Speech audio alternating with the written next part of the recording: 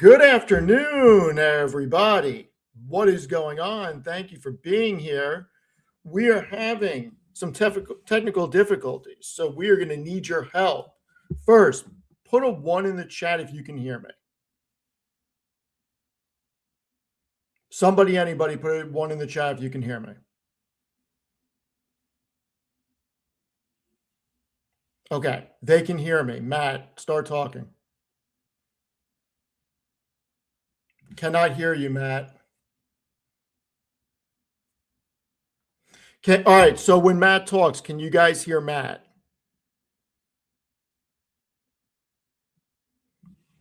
All right, so Matt, it's not on my end.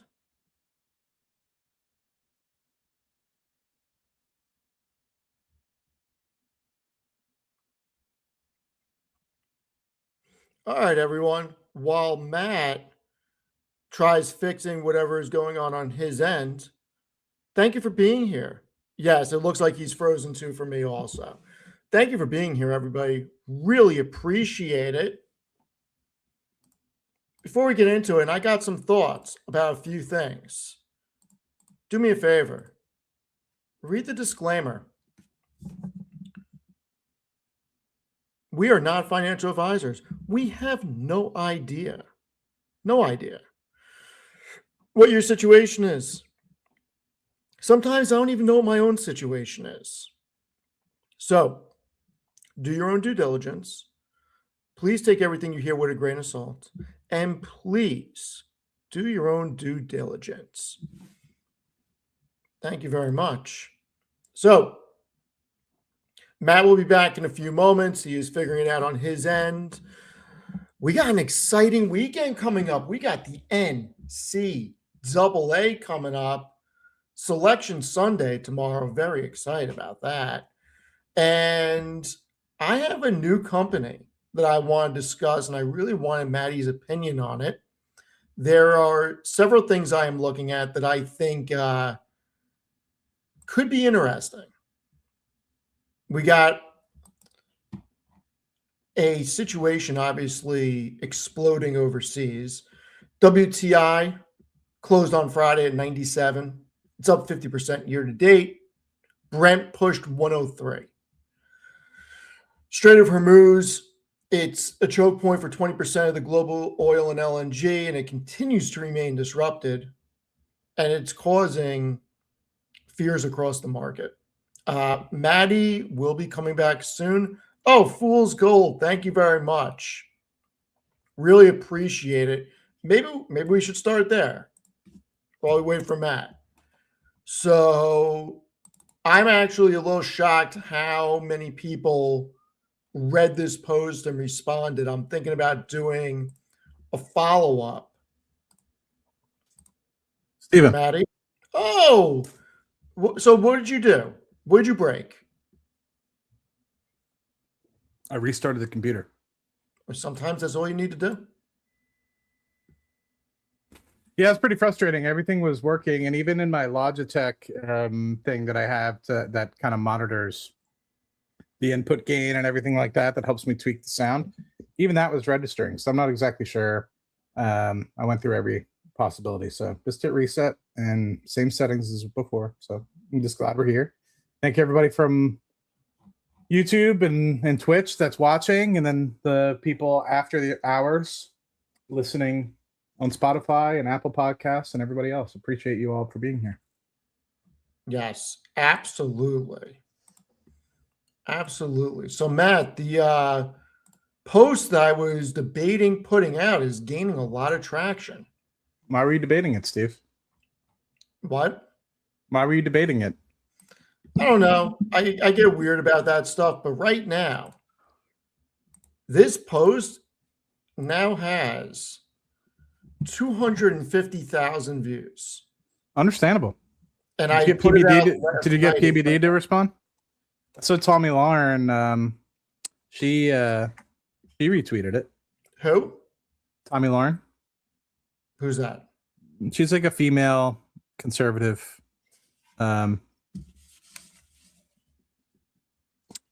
online person. Never heard of her. All good.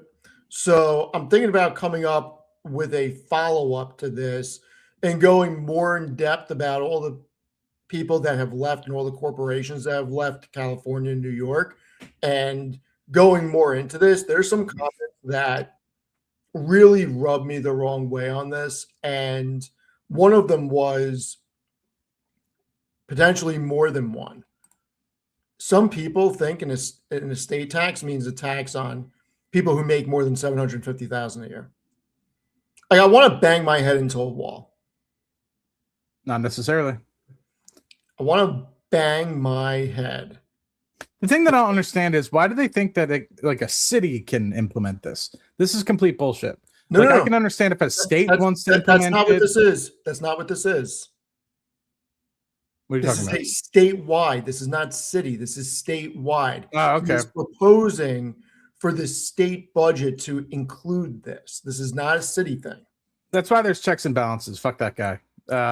No offense. I think that if this needs to be taken up, it shouldn't be, publicly disclaimed by the New York City mayor. If it needs to be done, it should be done at the state legislature. I don't know who he thinks he is, but 2 months in, this is what they voted for, I guess. And now I'm glad you're speaking up, because there's the same thing with the California wealth tax as well. Well, now I'm 100%. This is not like I am going to get more involved in this type of stuff, and I'm going to do it in a political matter. And Fool's Gold. Look at that. Thank you very much, Fool's Gold. You're the man, Fool's Gold. Enjoy yourself in wherever you are these days, we'll say. So somebody just put on here. You know what, Fool's Gold? Well, first and foremost, I want to address that person that said that we're off this week. Steve's been live probably just as much, if not more, than he's been live any other week. So calm yourself. 2, Steve and I were live rather recently, and I showed up live on Steve's members chat last night. No, I didn't. I was on Tevis's baby last night. I was on Tevis's and Roy's chat for about an hour and a half. And then thirdly, you know what Fool's Gold motto is, Steve? No. I love the motto. I think you're going to like it as well. So Fool's Gold, for anybody, met him in person a couple times. Really appreciate when we do get the opportunity to meet up, and I want to meet up with him on some of his other travels. Just for personal privacy reasons, I'm not going to tell anybody where he's at right now, but he's living the dream, what I will say. Congratulations. But he always says he always tells us to the waiters and waitresses every time we have the opportunity to go out to dinner. He says OTVB, Steve. Can you guess what OTVB is? Only the very best. Love it. OTVB. I love that. Love it. So now I get people putting on my post, there's no capital gains tax on unrealized gains. I swear to God, people are so fucking stupid, and I am not going to hold back with vulgar statements at the moment. And I'm assuming it's a he because the name is Samuel Blue. And what they quoted from my post was, the money in someone's estate didn't just appear from thin air. They earned it, they paid income tax, they invested it, and paid capital gains. They bought property with it and paid property taxes every single year. And then they had the nerve to comment there is no capital gains on unrealized gains. These people that don't understand, and I chopped it down from 4,000 words to about 1,000, and I simplified what I wrote so I didn't have to put up with this. And I knew I would put up with some stupid comments, but you pay taxes on your income. You pay annualized taxes on your property. If you invest capital at some point, I don't know a single person that has never sold a stock or never moved money around. Any type of sale, you pay capital gains tax on. It's just, people are so fucking dumb. And when you retire, those are tax deferred accounts, 401ks. You pay taxes on the way out. Yep. You know, that's the whole thing about an estate tax. It is when you die. Most people are not dying at 40 or 50. They're passing away in their late 60s, 70s, 80s. And yes, the government has gotten a lot of tax revenue from them. This is such an annoying topic for me. And it's worrisome because where does it stop?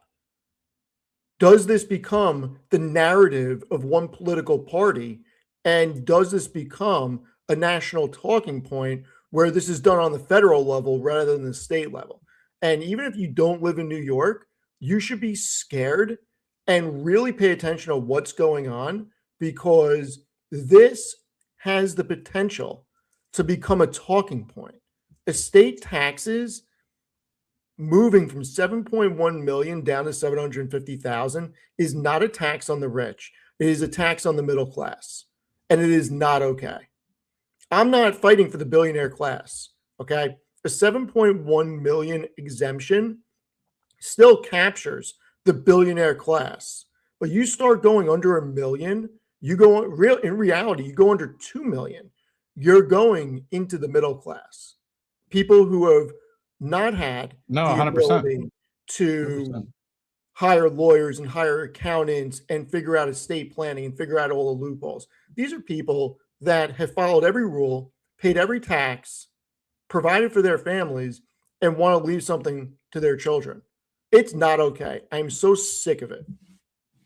I mean, in this case, I don't have children, right? But if I did pass away today, and if this does get implemented in New York, they're literally stealing potential from my nieces and nephews, because that's who the money is going to right now, is my nieces and nephews and my sisters.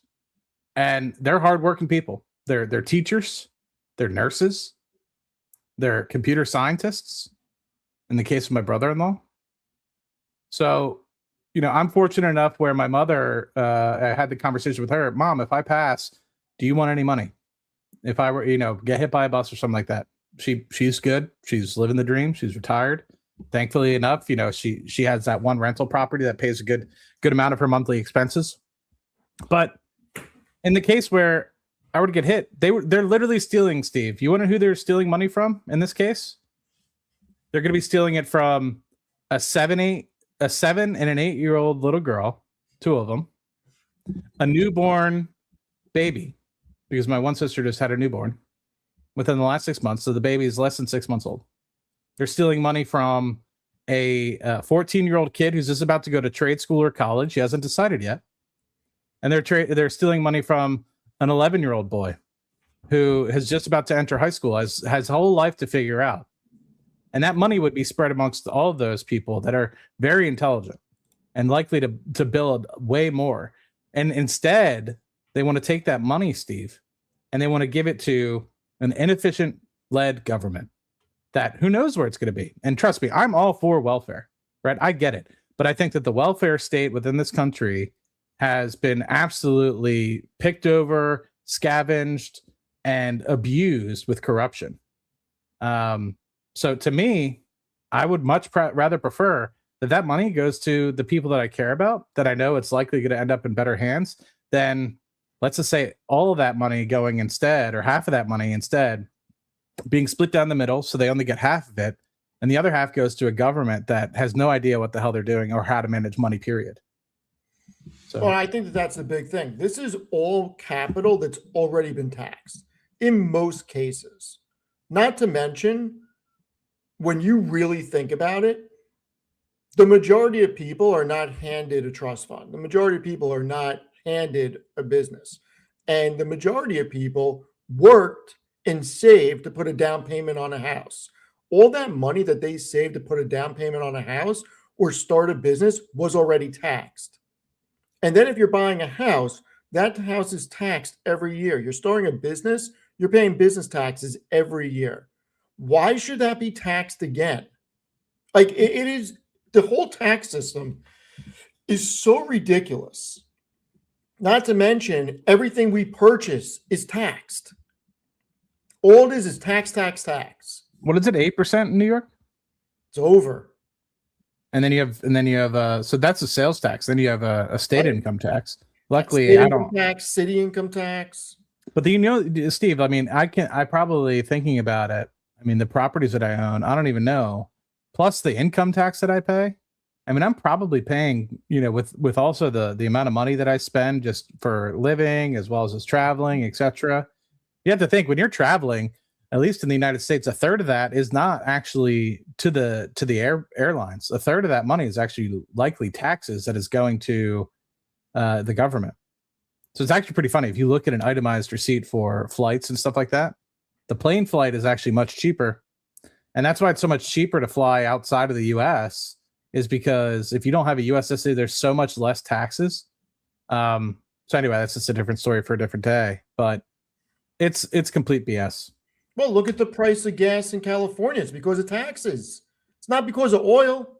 $8 a gallon. Gas does not get to $8 a gallon because oil is at 70, 80, 90 a barrel. It's because of taxes. There's a reason why gas in some states is $2.50 a gallon, and then in California pushing $8. Yeah. No, I think that taxes should be how Florida's trying to do it and how Texas is trying to do it. Property tax, I get. I mean, I'm not 100% for it, but I mean, I get it.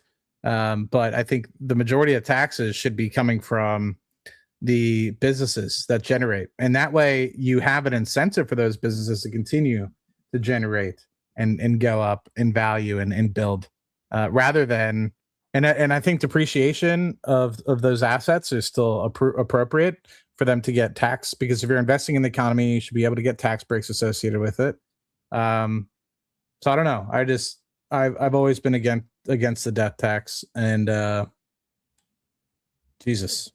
Yeah, it's over 800,000, Steve. Is that what he's trying to get it to? 750. I mean, here's the reality of it. Okay, you own a family business. You own a dry cleaners. You own a pizzeria. You own whatever family business it is. Okay, and that is now going to be passed on. If that business is theoretically worth $1 million, you now have a freaking tax on it. If that business is worth $2 million, and that's not, and here's the big problem. A business in an estate that's worth $2 million is not $2 million worth of cash. That is a business that has a value of it. It may be generating 100,000 in profit or 200,000 in profit. So if you have to pay tax on 1.25 million of that at 50%, where are you coming up with that money? You got to take a loan, Steve. You got to take a loan. Or you're forced to sell or close it down. It's just, the whole thing is crazy. Whole thing is insane. Anyway. No, it's I mean, think about it this way. Like, say your parents, because a lot of the world only has money and wealth tied up in real estate. And you said this beautifully the other night, but I want to reiterate it.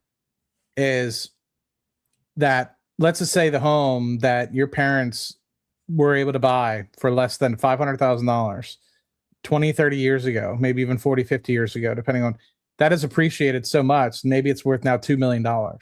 So like Steve just noted, now you have to come up with a massive tax on $1.25 million. You're going to have to sell the fucking house. Maybe that was your only opportunity in this world, because as some people note, it's expensive entry costs to get into to New York these days, or even elsewhere in the world. And that might have been their only sense of wealth. So now you're going to have to sell the home that in which you grew up in, the home that your parents were hoping to pass down to you. The whole thing is sickening. This is not a Democrat-Republican thing, okay? This is not. And I don't want this to turn into that, because there are many Democrats that do not believe in this. This is an ideology of punishing success, punishing people that do the right thing and make the hard decisions and don't go to the club and don't go to the bar and don't frivolously spend and save for the future. This is a war on common sense at this point. No, 100%. And one of the things that I want to tackle on, Steve, is you're seeing billionaires, many billionaires, leaving California. And what does that do? That means jobs are leaving California. That means other people are leaving California, because that means they're getting a notice. Hey, we're moving headquarters. So what does that mean? right? That means that all those people that were employed in California, maybe they'll have a local satellite office. But I just try to remember, because I work for a large company with a lot of supply chain management. A lot of those people, Steve, left and they went to Apple. They went to Microsoft. They went to Nike. Well, you're starting to see a lot of these billionaires that are creating some of these large technology companies move to Florida. So what is that going to do? It's going to take all the tax dollars with it, all the property tax, and maybe somebody moves in, maybe somebody doesn't. But I mean, you're getting all that money, high-paying jobs, high-paying revenue, moving to a different state. Is that really the frontier that we want to be putting on America? Or is that just a drag tax? Like, to me, what happened to innovation and hoping and idolizing engineers and people like the Elon Musk of the world instead of viewing them as the devil? It's astonishing to me. We're so much more happy to idolize a basketball player or a girl that does OnlyFans than somebody that's an engineer or a scientist that's actually pushing this country forward. Like, where's the collaboration with artificial intelligence? It goes back to like what Karp has always been talking about with what he talked about in the Technological Republic. Like, what is America coming to? Like, I understand it's in a maturing entity and a maturing country, but by no means are we supposed to be acting like it's on its last legs. Like, let's give ourselves some innovation. Let's give ourselves some hope. And instead, we're trying to drag the last tax dollar out of Americans. Instead of taxing more, let's figure out where we can make efficiencies, right? Like, I'm tired of this ever expanding total influx of revenue, but then the cost actually goes up as well. We haven't grown yes, there's inflation of the world, but we haven't grown from like 100 million to 350 million in the past decade, right? I mean, we're only growing at 1 or 2% per annum. So that should lay in line with inflation, but here our spending is just out of control.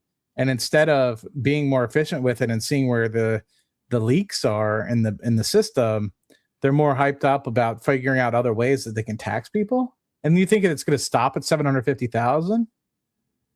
And soon enough, it's going to be taxing anything, like the wealth tax, even that they're still proposing in Washington. Like, are you kidding me? Look at Howard Schultz. Yep. What do you think happens when Howard Schultz leaves? What do you think happens to that state? It's Bezos the beginning. left, Schultz left. What do you think happens? That's the beginning. I mean, do you not want great companies and great founders in your state? I'll tell you what happens. When people like this leave, they don't spend in your local economy. And I got news for everybody. They have the money where they don't need to sell their assets in that state. They can leave them dormant and laugh and pay the state taxes on the property. They're leaving. They're not paying the crazy income tax. They're not paying the tax on the investments. And the worst part is they're not spending in the local economy that creates jobs. They're not members of country clubs. They're not going out to dinner. They're not going shopping. They're not going and getting breakfast. They're not going and getting coffee. None of it. They're in Florida. They're in Texas. They're in Tennessee. And at some point, these states have to realize you're in a war. You're in a true scenario where you are competing against low-tax states for talent and for businesses. Without businesses, your economy cannot thrive. It's crazy. Insane, Steve. Insane. It's crazy. Anyway, we're going to move on from that. I will put a much longer post out at some point, either tonight or tomorrow. I'm not sure when, but it's coming. I'm going to go more in depth about it. I'm super annoyed at this. Anyway, some interesting things going on, and I'm going to pitch you something, Matt. And I have not flushed this idea completely out. And I'm going against a lot of things I've said. You always do, Steve. I never do. Anyway, I've been very critical on companies that are pre-revenue. I've been very critical on certain companies, okay? There is one. Don't say it. That I am about to consider. I'm not doing it yet. Don't say it, Steve. What am I not saying? No, continue. What company? What company? No, Tell me what don't. company. No, keep going, Steve. Tell me what company. If you guess it, I'll buy you some. If you say next decade, I'm going to lose my shit, Not Steve. next decade. Okay. It's not next decade. I already know what your stance is. I'm not buttering you up to get you to talk about next decade. Anyway. Good, because I would have blown a gasket. Yeah, I know you would have. Trust me, I know you would have. Oh, we got a very important person texting, Matt. We got the peanut gallery, Steve. Oh my God, the ultimate troll. The shadow government's becoming the ultimate troll. I need it in my life. I need something to keep me going. Look at the emoji that the I shadow saw it. I seen it, Steve. It's like every other time we go live. Unbelievable. Anyway, all right. So I'm flushing out an idea after doing all my due diligence on the hyperscalers and looking at how they're setting up power behind the grid and everything else. I cannot believe I'm about to say this, and I do not know everything I need to know at the moment to make an investment. Steve's talking out the idea, folks. Don't jump on it. Yeah, I'm flushing out the idea. Full disclosure, Tommy Dimes is correct. I do like JP Morgan Chase, but they might have some revenue. They may have some revenue. They may have some net income. I don't know, but gotta check it. There is a sector in the energy landscape that I've been very critical of. And Matt's going to blow a gasket when I tell him what I'm thinking about purchasing. And this is a straight gamble. This is not, at this point, I wouldn't even consider this a long-term investment, even though I guess you can classify that as. This is a gamble because there's no guarantee this is going to work. I am thinking about making an investment in NuScale Power Corporation, SMR, for several reasons. One, it's down to $11.50. It is now a $4 billion company.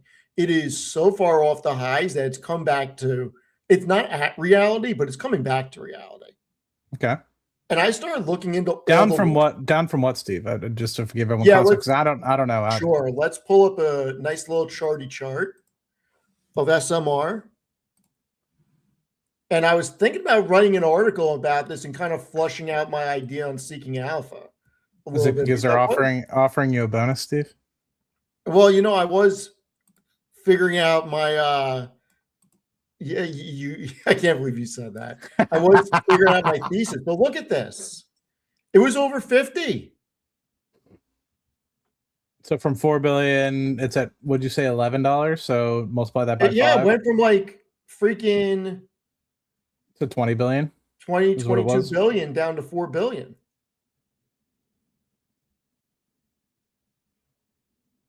Okay. Next. All right, we go a little further out. I mean, it's starting. Look, this is a pre-revenue company. Okay. Yeah. This company does not make money, but didn't they just get an something from the government? They did. So they outlined 6 gigawatt U.S. nuclear deployment. So I have a bunch of notes that I'll go through. So you said 3 things. This is the first thing. Yeah, it's the only small modular reactor SMR company in the world to have received full design certification from the U.S. Nuclear Regulatory Commission. So to me, that's big. So Aqua and these other companies do not have that. This is I didn't even know that anybody had it, Steve. So that's news to me. Right. So they are the only one in the world to have already received the full design certification.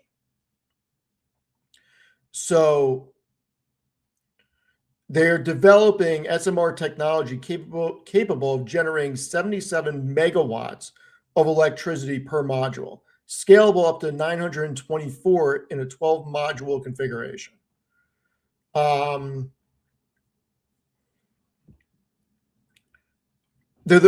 like I said, they're the first and only. I think that they have real first mover advantage in that. And the Entra1 partnership and go-to-market model is very interesting because rather than building, financing, and operating power plant itself, NuScale is partnering with Entra1 Energy as its exclusive global strategic partner. So Entra One's going to handle commercialization, deployment, financing, and ownership of the energy plants, while NuScale earns revenue through technology licensing, engineering, and design services. Makes this a little different than an Oklo, in my opinion. When is this actually gonna? So let me just for gambling perspective, right? Because it's an educated bet, right? That's exactly what this is, an educated bet. When would this potentially come into service? Yeah, couple of years. So NuScale announced the partnership in October 2025 for the Japan framework. Let's see.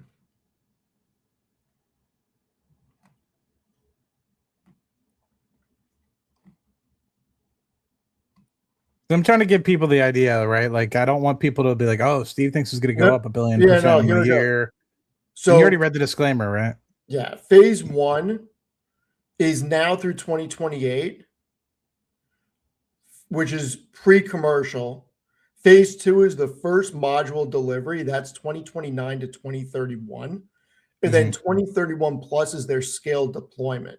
So this is not going to make money anytime soon. Let's be very clear about that. The analysts are projecting that revenue could reach 134 million for 2026. Like, this is not making money anytime soon. Because of engineering services. Correct. And research.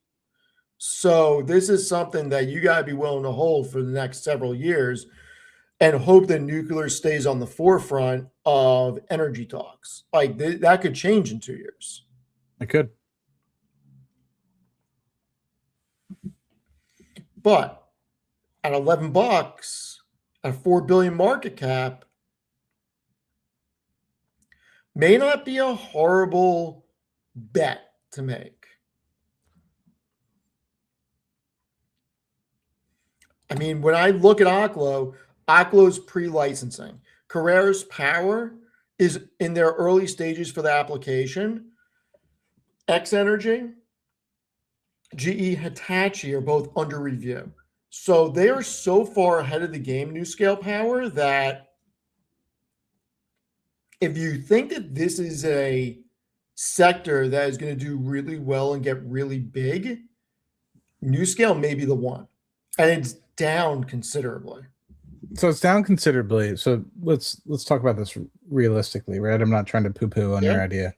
What do you think that the long-term market cap potential of some things could be, right? Because $4 billion pre-revenue, some people might view that as cheap. Some people. By the way, I just saw what you said, Matt. I just saw the emoji that you sent. The two of you are not nice. I'm just going to put that out there. The two of you are not nice. What did I say that wasn't nice? I mean, you're encouraging. I'm encouraging. Okay, that's not encouraging. Nice. So I guess my question is like, long term, do you view this as being like the next era energy, or that's a good question I was going to bring up as well. Like, how much cash do they have on hand? They just got this grant, but does that mean they have sufficient cash to last until 2029, or should be people expecting to be diluted by 50%? I have no idea. It's okay. That's fine. I'm not trying to. I said, look, the numbers are not good. Balance sheet. They have 836 million in cash and equivalents. Okay. They have no long-term debt. That's good. Which is good. Their total assets, 1.4 billion. Wait, hold on. Wait a minute. Why is there... their debt is in supplemental items, but they do have no long-term debt. Their debt is net debt. Their total debt is zero. So they're not strapped. One of the problems is they're losing, their operating income was a negative 182 million. So they have about right now, on a net income basis, I mean, they got screwed somewhere because operating income was negative 182, net income negative 355. So there's some type of something in the tax structure that's going against them that they had to pay. They have a couple of years of cash on hand right now. See, I would just try to understand, for me, investing in something like this, like how do they expect to get the funding to go forward? Who are they going to potentially partner with? I mean, it might be early days, and that's fine if that's the truth. And but if they have that out, I'd be interested in at least thinking about it, because it's like, well, then you can start to understand how much they may need to dilute, and how much did they dilute potentially when they were at $50 a share. Maybe they didn't, or maybe they did, and that's why they have the 850 in cash on hand. And I think that's why they're partnering with Entra One. So in October 2025, NuScale announced support for Entra One's participation in the U.S.-Japan framework agreement, potentially worth $25 billion in investment capital. The deal is positioned to support the deployment of American nuclear and natural gas technologies, with NuScale's SMRs being a central component. So it looks like they're really tagging along with Entra One. Like I said, I haven't flushed this whole thing out, but it is something that I think is interesting if we do think SMRs are going to be the future in energy. It's a flyer. Yeah. So it always goes back like to, what's that? What's the nuclear ETF from Global X? Oh, I don't remember.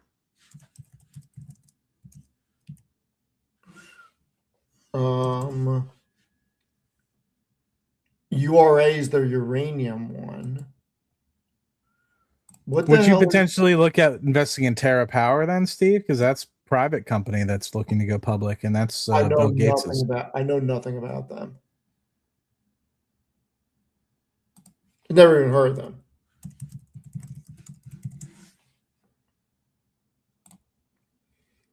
I want to see. Give me a freaking list. Somebody give me a list. I don't. All right, here we go. The VanEck, nuclear and uranium, and then range nuclear. Let's see if SMR is in any of these. So the VanEck, it is not in the top 10. I would have thought it would have been.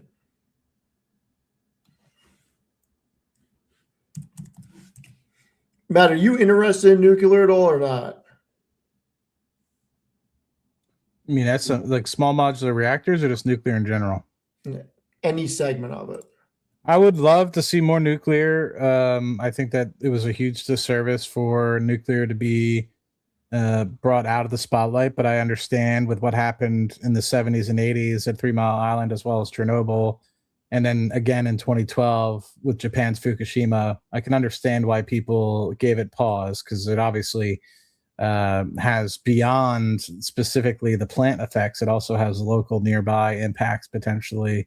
We've seen what's happened with Chernobyl, etc. So I get it, but at the same time, I think that the vast pros of it outweigh the negatives, and I think we've come an extremely long way since those times to be able to make nuclear even more efficient than ever before, and also more safe than ever before.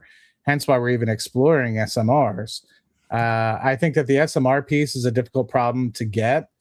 People say, well, that we can do it at an Army level and a nuclear submarine level, but that's utilizing like 60 to 90% enriched uranium. But for commercial, what the problem is that you're having is you don't have the opportunity when it comes to local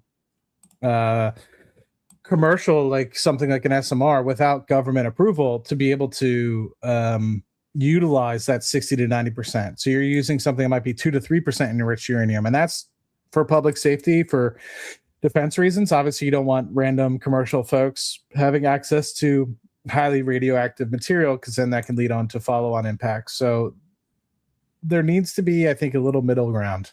I think if we were able to get something that isn't necessarily just 2 to 3% enriched, and we can have a fuel stock that is maybe closer to 15 that allows you to literally quadruple or quintuple the amount of commercial grade uranium that is able to be used for nuclear reactors, but yet not nearly intense enough where you'd be fearful of having people utilizing this enriched uranium for, say, nuclear bombs or something like that can have detrimental impacts.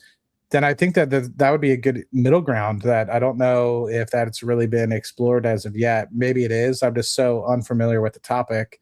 But I personally think it's been a huge. I grew up near a nuclear, so it was always really cool for me to see the cooling towers off in the distance in southeastern Pennsylvania, and then where my mom lives now in central Pennsylvania. She lives near one of the nuclear plants in Pennsylvania as well. So to me, I'm. You talking to me to check my WhatsApp, Steve? Not you. Oh.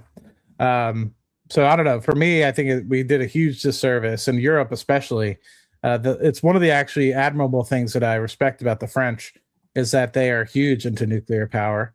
And I think that they've done themselves a great deal of not necessarily being impacted as much with all these energy swings because of their energy independence with respect to nuclear. So yeah, that's my thoughts on it. I don't know everything. I'm no expert by any means on nuclear, but there we go. This guy still lives. This guy has the time somehow after traveling around with Palantir, getting Palantir to put bricks up for him to come and hang out with us. My first time on the show. First time. What's up, man? What's to do? I had to invite myself today on the show. Congratulations you're in a different room? Look at you. I'm in my living room right now. Yeah. Showing off the view. Well, you can't see too much of it, which is good because it is. AI is scary. But yeah, it's scary. Yeah, no, I saw you guys live, and this is like the first Saturday where I was like, you know what? I can just chill and hop on with you guys. I missed a couple opens and closes. Everyone's upset. So I need to save face by coming on a Saturday. You're gonna have to do the close all of next week because I'm missing the close the whole week. Okay. Really? I think Sam's doing it too. Yeah. Congratulations! Congratulations! That means something great is happening, right? I think people don't understand is like people need to get over the fact that Amit is a very hardworking individual. He's not missing it just to go hang out with chicks, which he could easily do. He's doing it because he's actually, flying around and making deals and interviewing people that is hopefully going to help educate the world on a variety of different topics. It's such a cool landscape to be in right now with AI. Steve's trying to convince me to invest in money-losing nuclear companies. I'm just kidding, Steve. I hate missing the show too, but it's GTC. It's for a good reason. So it'll be. Steve, did you enjoy doing the open and close? Did you? Yeah. That was your first time actually doing it, right? Yeah, I'll do it Tuesday and Thursday next week, probably. Maybe some additional days. There's no earnings next week, which is good. So it's not too crowded with crazy stuff. Did you have fun down in where you were with Palantir? Yeah, it was fun. It was a good time. I put out the Carp interview today. We'll put out a bunch more. I watched it. Yeah, it was fun.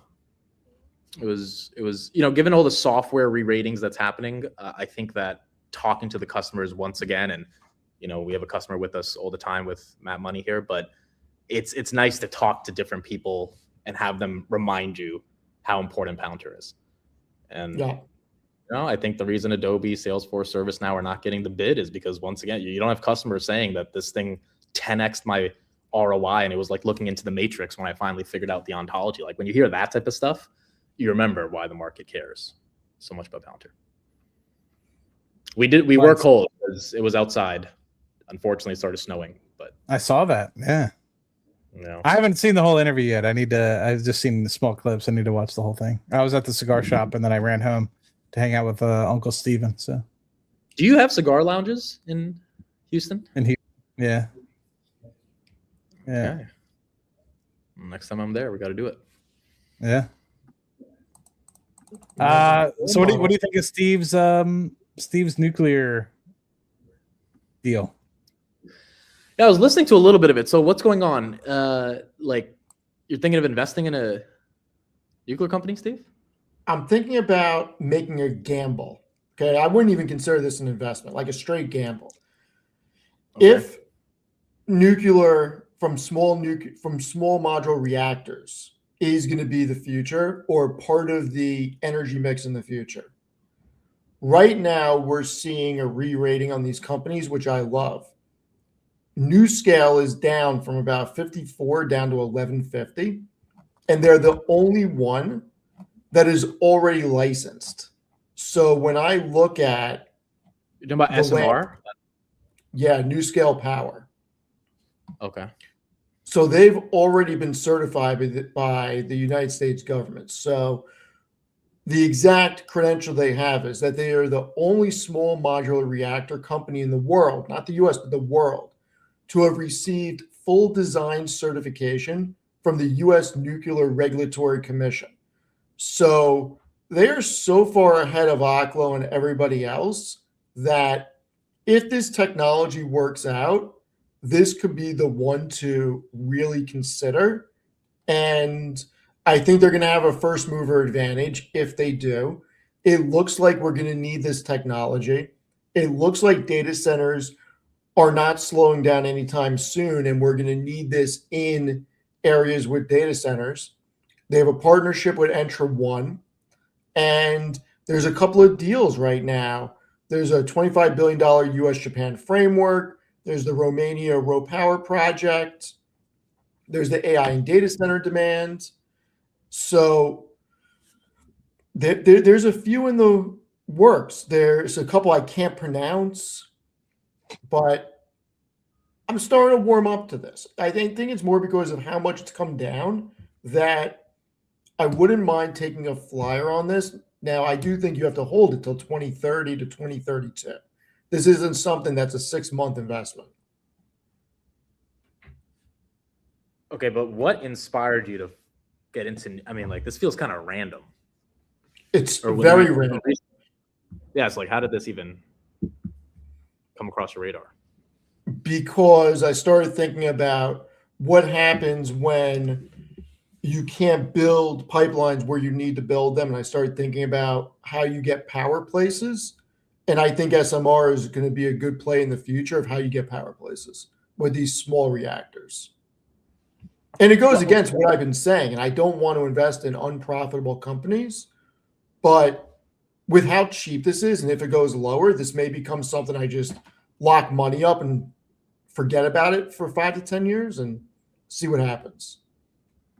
Well, if you're talking about 5 to 10 years, I don't hate the play because it's, if nuclear does have a renaissance, which it should, then, Oklo was at $6. Now it's at 60, right?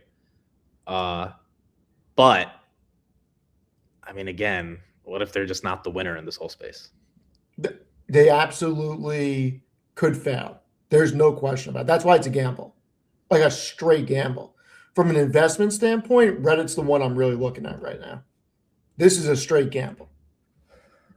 I think the thing that I'd be curious about is what do we think the actual long-term market cap of something like this could be? And would they be able to get the ownership? So, like, do they have the structure? I don't know the answer, right? I'm just asking and poking holes, right? Because when I invested in Rocket Lab, initially it was like, okay, this is a gamble. It's binary. It's either going to work or it's not. And even if you get more regular, who knows? I probably put like a 40% chance that it could work.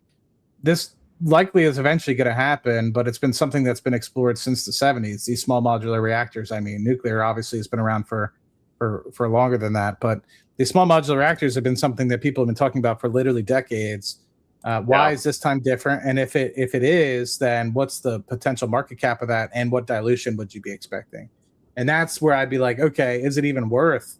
Let's just say if you think eventually that works out to be a 5x. It's like, well, why would you put your money in something like that when you can invest in something that's likely to be more guaranteed, which might be a 4 or 5x in, say, Amazon or Reddit, like you stated. That's the way, people are always asking, like, how do you do this? It's like, well, I don't know. I just look at the end goal. Like, where do I think it's going to, and I could always be wrong. Like with Rocket Lab, I was wrong. But that's where I would start and try to understand and I know you're just starting, Steve, so I'm not trying to poo-poo it, like I said. But like, if we think it's only going to get to a $20 billion market cap again, or $30 billion market cap, then and it gets diluted by 50%, then you might be only looking at a 4 or 5x. Yeah, I just in this market environment, if it's a gamble, it's a gamble, right? But as an investment, I don't know if SMR is investable right now. But what you just said is the exact reason why I'm looking at it. In Yes. this market environment, like I am looking for stuff that is dog shit as a gamble that has a potential. But wouldn't you want to look for quality that's being treated like dog shit? I'm past that stage. Oh, Well, no, he's putting on an act right now. No, you're not, bro. I am no, for a straight gamble. Like I'm looking for something for like lotto ticket type thing. This is a lotto ticket. There's a lot of companies that I can invest in. But Steve, that I am realistically, you're gonna put $1,000 in this. Like, this is not even worth. Like, as I'm saying, why are you even like? Are you thinking of putting real money? No, you're not. You're not gonna gamble $20,000. So, I mean, maybe look, 1,000 shares of this is $11,500. Lock it up, see what happens. Yeah, maybe. keep me apprised, Steve. But I feel like at a $4 billion market cap, you're not talking about something that's a couple $100 million. You're talking about something that's already $4 billion. What's the revenue? This can keep going lower, though. That's the thing. Like I'm actually waiting to see if this The goes revenue to 5%. decreased in 2025 from 37 to 31 million. Yes. Yeah, no. Steve, I have another pre-revenue company that you should actually look at. That Is it MacCorp? That and Next Decade. Next Decade. I'd rather buy Next Decade over SMR any day of the week.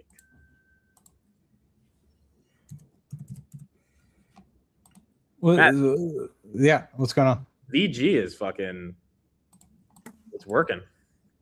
Yeah, luckily I averaged down because the IPO price was not it, but it's looking pretty good. I still think that if people are looking at it, I guess if you're bringing it forward, I think I'm still cautiously optimistic that it's very undervalued comparatively to say Cheniere, but it's going to take time because I think people are scared of the debt, and I get that, but in a couple of years' time, once again, I think it's going to be able to be fully realizing its EBITDA that it's trading at.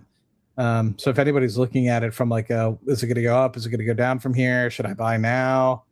That's really up to your time horizons and risk tolerance. I could easily see a place where it goes down from the $13, $14 it is now back to say $9, $10, $11, or even lower, depending on what happens with LNG prices. But someone says VG will get cut in half when the war ends. I don't think so. I could see it getting back to like $10 maybe, but I don't think it's going back to $6. I think we're past that. The lawsuit itself got it past that stage. Yeah, one of the bigger lawsuits is over now. So, yeah. Look, it's up 92% this year. It's worked. No matter what the reason is for why it worked, which is what matters. Mamba mentality. What is going on? Are you selling Amit? Because you have some. No, I just kept it. It's like 1,000 shares, 1,500 shares, nothing serious. Huh. But I know you and Chris have loaded up heavily, and Derek, I was talking about him the other day. I don't think he sold either. I think he has like multiple 100,000 shares. So. It's out of control. Triple V bought 1 million shares. Did he really? Yeah. Because Derek kept bugging him about it. He's like, all right, whatever, I'll buy it. So, but I think this environment, so I wanted to get your thoughts on both you guys on the oil situation. I know we've talked about it so in depth, but do we think, I was surprised listening to Olin Pod this morning. And how good was it? It was good. But the thing that caught my attention is David Sachs was like, let's get rid of this. Let's stop. Let's find an off ramp. And that was him going against the administration, right? Essentially by saying, let's get out of here. Do you guys think it's time to just call a win, even if it's not really a win, and get the hell out? Or could this risk things getting really bad really soon? Problem is we don't know what the hell the information is that made them go in. Agreed. It's so, and I love All In. It's one of the two things I religiously watch every week. And unfortunately, nobody has the information that they acted on, and it's not public. So We don't know why they went in. It's very hard. Yeah, I think everybody wishes there was an off ramp we could take right now. The loss of human life is horrible, but Yeah. we just don't know what the information was to make this happen. I don't know. The more I think about it, it makes me wonder if it really is just a play on China. 100%. And maybe I shouldn't because it's talking about politics and I shouldn't. But I mean, you look at what the one underlying thing with Venezuela was, and that was 80% of the exports that were coming out of Venezuela were going to China. And then same thing now with Iran, the majority of the exports for oil are going to China. And so what does that end up having to do is they're going to have to come up with, if those end up being no longer able to be fulfilled, China's going to have to go to other places. And who's the number one oil producer in the world? Is the United States, and then Russia. And then, I mean, Trump's going to Beijing for 3 days at the end of next month or at the end of this month. Yeah. The problem is it still screws over the entire global oil supply, even if we start selling more oil to China. For the short term. Yes, for the short term, unless it turns into more long-term issues. But I disagree. I don't think this was a play on China. I think there was the way they went in was so abrupt. It doesn't feel like they had this master plan of we're going to stranglehold China. It really doesn't. But think about it. It gives them leverage going in and negotiating. This can be a ace in the hole that will end this and you'll go back to your normal supply of importing energy. Yeah, but it also gives China leverage to be like, oh, if the U.S. can just go invade other countries, why can't we go to Taiwan? And that's a fair point, and they could absolutely say that. But then it's you're going to war with the U.S. Do you want to do that? Yes or no? Like, do you just want humanity to end? Yes or no? I don't get what the point of this was, because oil was super low. We were winning. The United States was energy dominant. Like, we already had our beef with China in 2025 with tariffs. We had to go through all of this to get China to buy a little bit more American oil. Like, it doesn't make sense, guys. It's not necessarily about buying American oil. I think it's just disrupting their supply chain and power in general. Remember, we get all of our shit from China. If we disrupt all the supply chain, that's not good for us. In what world is that good for us? They posted for the first time in several years mid-single digit GDP growth. Like, this is going to impact them. So this could be a bargaining chip. This could also be that impacts them. That impacts us too. Like, that's not crazy what I'm saying, right? It does impact us, but not as much how as is that good for us? No. It doesn't impact us as much as it impacts them.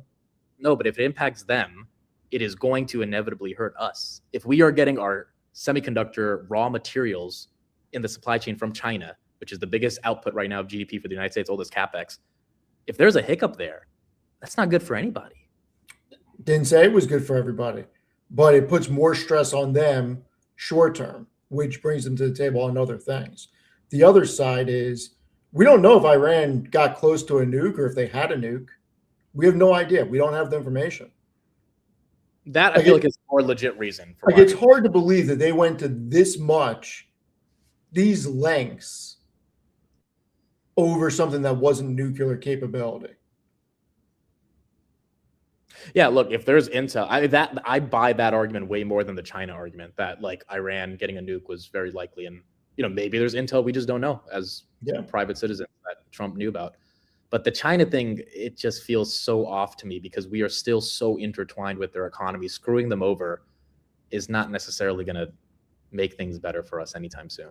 Even if in like 10 years from now, it gives us more negotiating power. Also, I think we have to remember I don't think David Sachs recommended this to Trump, and he's the business guy. The people that recommended we do this, I don't think were business-oriented people.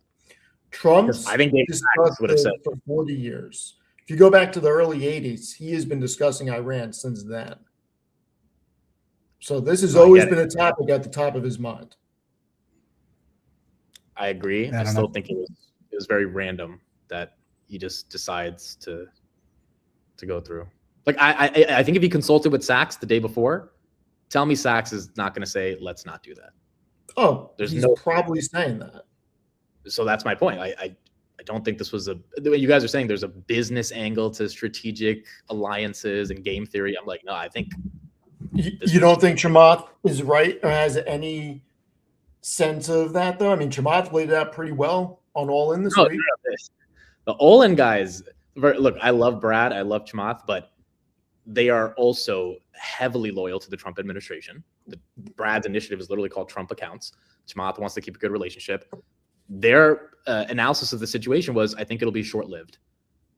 David Sachs is actually the one who said we need to leave now, which to me was more telling because Sachs is way more in deep than Brad and Chamath, and he actually was more vocal about leaving. So I don't think any of them said anything unique or interesting. They all just said, yeah, we should end now. None of them were interested in regime change. None of them were interested about nuclear weapons. All of them basically sounded like they wanted to say, I wish we didn't do this, but now that we did, we got to get out of here. Which to me just feels like all the business people I care about are trying to get this to end ASAP because they know the ramifications of this. Well, and think about this. We also don't know what Mossad knew. And Netanyahu could have very easily said, this is what's going on. We're going in. You're coming. Mm-hmm. And that's all it could have been. That's all it could have been. That's true. That's also. I'm curious. I mean, I don't necessarily know. I think it's what they anticipated was, or maybe saw, was the recent uprisings in the streets with the Iranian people. And I've met many Persians, and my company's background is very much from Persia. The majority of it actually started in Persia, and then it's grown into what it is today. And so we have a history of hiring a lot of Iranians, Persian people, and they don't agree at all with their government. Just like I don't agree with my government all the time either. But I think that their anticipation was we kill a couple of their supreme leaders, we kill the main supreme leader, maybe a couple of follow-on supreme leaders, and this thing will be toppled over. And I anticipate maybe they thought that the people themselves would take it upon, I don't know, maybe they thought the Iranian people themselves would be able to take on an initiative to overthrow the government and install a democracy, kind of like what's going on in the US. But it never is that simple. And now they're continuing to bring up more and more supreme leaders as if they have like a basketball team and a farm league. That they just keep having supreme leaders being able to be brought to surface. So it's interesting. So let's move on from Iran and the US and the global stuff that's going on. Amit, you're gonna have some fun this week, aren't you? GTC. I'm gonna buy back my covered calls on Nvidia Monday morning. I'm going to wait till Monday afternoon. Jensen pumps us up to 190. Then I'm going to sell calls again on Tuesday. Literally, that's my strategy this week. Okay. So what are you doing out in California? Or you want to keep it a surprise? No, it's just GTC. I'll just be there the whole week. That's it. I mean, there's Is Tanner going? Tanner will not be there. I think Jose will be there. Evan will be there. A bunch of other people, but Tanner will not. Tanner did get invited, but I just don't think he felt like going.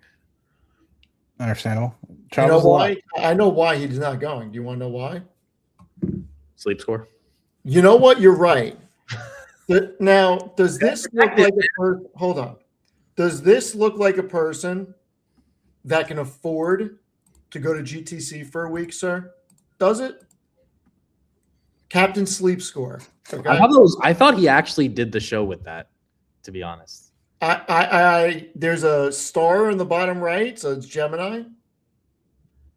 I didn't realize it was AI, but that's AI. But he got a 99 sleep score. Okay, this is not a man that can afford to go on a plane and stay in a hotel for 4 nights. Look, my philosophy is when you're young, you ruin your sleep score for future success. If you guys saw what my sleep score was when I was his age and your age, it would be. Yeah. See, so now, Steve, now you should be getting a 99. But when you were in your 20s, you probably were getting like a 5, which is, I get it because you're grinding. So I charged my Apple Watch and wore it the other night to sleep just to say I had an 84 sleep score. It's pretty good, Steve. Not bad. I mean, it's not good. Pretty good considering you're not like getting in the sauna at the right time, before you hit the sheets. Tanner is correct though. Sleep is key to being alive. Like you have to nail, like staying alive longer, than the average person. Are you practicing it more, Amit, or no? Are you just no? Okay, I'm awful at it. I have a Fitbit that I still don't even wear. But yeah, I mean, so when do you fly out for this? Sunday? Tomorrow, yeah. Wow. April, there's no traveling though, so April will be. Wait, so no future show tomorrow? No, there will be. Oh, okay. I just fly out. Okay. Okay. So you're out there this week. You're coming back home for a couple of days and going back out for the meetup. Yeah, pretty much. Love it. Pretty much. Why not just stay there? I thought about it, but then I was like, it's not. I don't know. It just didn't make sense to stay there for another 5 days. Good. Like maybe it could have worked, but also I just didn't feel like staying in a hotel for 5 days. I was like, what? Yeah. It's a 6-hour flight. I'll be back. You got that. Yeah, it's worth to be home for the week. You have your studio. You have access to everything. Like even DC. I drove back from there Thursday night instead of Friday morning. I could have done it Friday morning, but I was like, let me just get it over with tonight. And dude, FSD is legit. Tell us about it. So you legitimately used FSD from here to Washington. Yeah. What did you think? It was great. It's hard to buy Tesla stock here because the valuation, but it's the best AI product that's out there. Literally. To sit back and just let it do its thing. It's unbelievable, dude. And was there at any point were you like fearful, worried about it at all, or was it flawless? Flawless. Wow. Okay. Not even a little bit of fear. Not like nothing. And I'm not just saying that to say that. Genuinely, I didn't have to intervene once. I mean, I wouldn't think that you would say that. That's amazing. Not even once. Not even once. And it was what, like 95% or 100%? No, 100%. The only time we had to stop was to recharge it.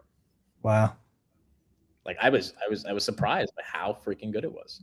How long did it take you to recharge it when you stopped? So it depends on the charging station. Some of them have better connectivity to the grid. Mine's like 25 minutes. Some of them are like 40 minutes. And that's at what, 100 at 80 kilowatt hour? 80? Yeah. Around 80 kilowatts. But I wonder if it can still drive without FSD. So I still know how to drive, but it is yeah, but the self-driving thing is real. It's going to happen. And Jensen's, working with Mercedes to show off their self-driving. Like, I think everyone realizes it is one of the biggest TAMs that's out there. And is that the one that's with Mercedes? Is that going to be part of what Palantir's helping work on? I don't know. I hope.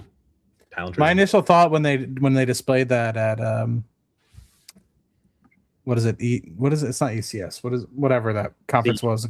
Yeah. Thank you. CES. It was. My immediate thought was Palantir helping them work on this. There's just a lot of data coming in, right? I mean, it's just I'm not saying Nvidia is not capable, but I mean their specialty is really the design of a lot of these conductors, and now they're getting into the software space. It just seems interesting. So we have 2 months left. Steve, you can share my screen until this is officially over. And it looks like Matt will be the winner if things continue. 25% in a year, Matt. Beats the S&P. How's the EOG? Only 9%? That's garbage. Your biggest loser is Dutch Bros. Tanner's biggest is Trade Desk. My biggest is Duolingo. Steve's biggest is Hims. MicroStrategy. And then Chris's biggest loser is Novo. Your biggest loser is 33%, which is nothing compared to the rest of ours. That's bros. Yeah, I'm buying more. I've been buying more bros. Chelsea's I was surprised by ASTS, to be honest, but good for those people.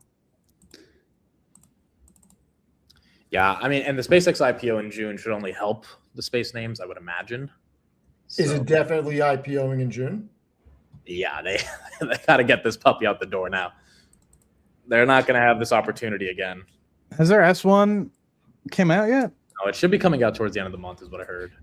And then I know, speaking of other companies IPOing, I've heard Kraken is really getting after it. So anybody that's listening that's interested in the crypto space, that's been one that I've been contemplating putting money into the private markets, but still at a $10 billion valuation with the current environment. I don't know. I'll probably wait for it to go public, and if it drops, then I might get in. But it was valued at 20 billion just last year, and then now they're going and trying to get money for 10 billion, 11 billion, something like that.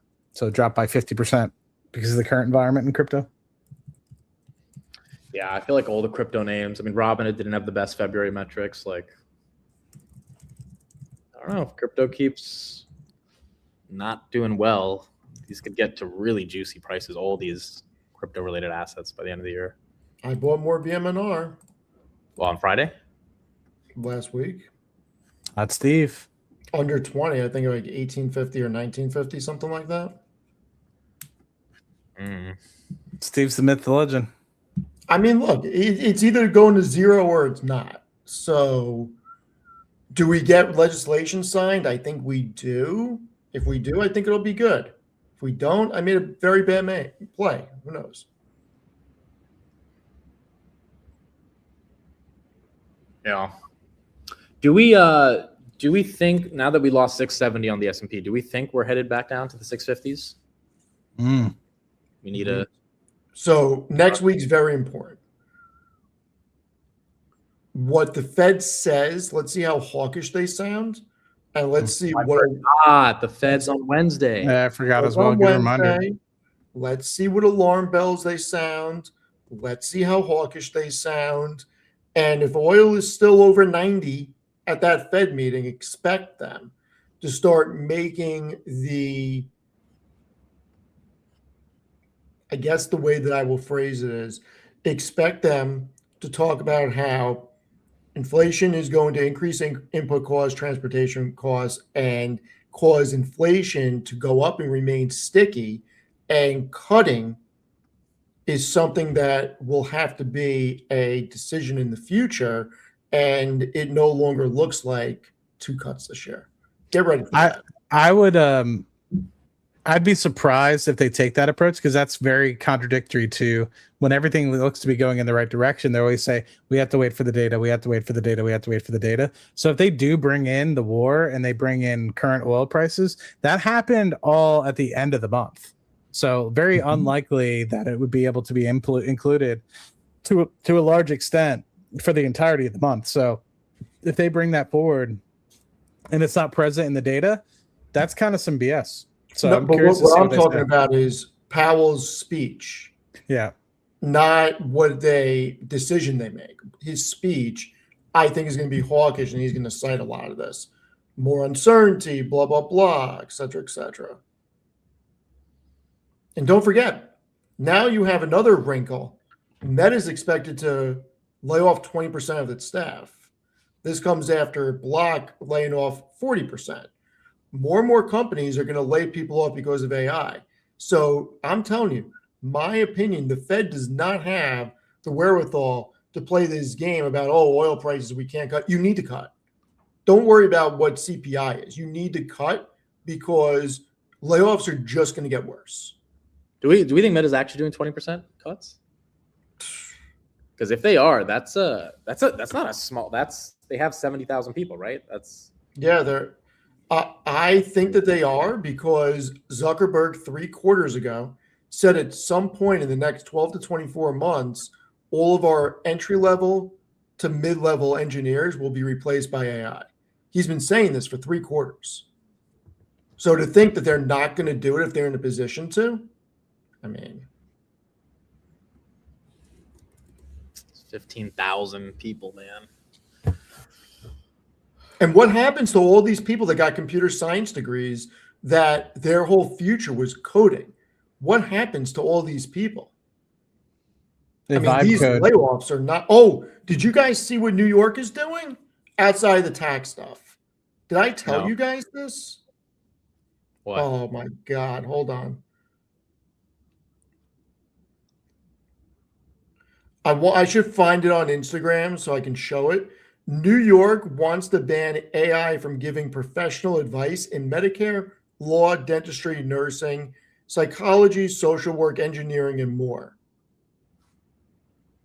That's like a lot of use cases for AI. Senate Bill S7263, which just cleared committee unanimously, would make companies liable if their AI gives subjective advice in licensed fields like medicine, law, dentistry, et cetera, treating it as unauthorized practice.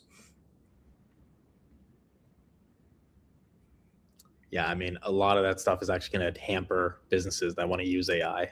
Yup. Also, you can't be regulating what people type into their chatbot. I mean, that's You up can to, regulate what comes out of it, though. well, that should be to the. I feel like the model company should decide. Like, if someone tries to say, "How do I make a bomb?" Then yeah, like you should, stop that. But if you need advice on your taxes, the model can say, "Hey, look, I'm not a CPA, but here's what I think you could do." Yeah, That's still reasonable.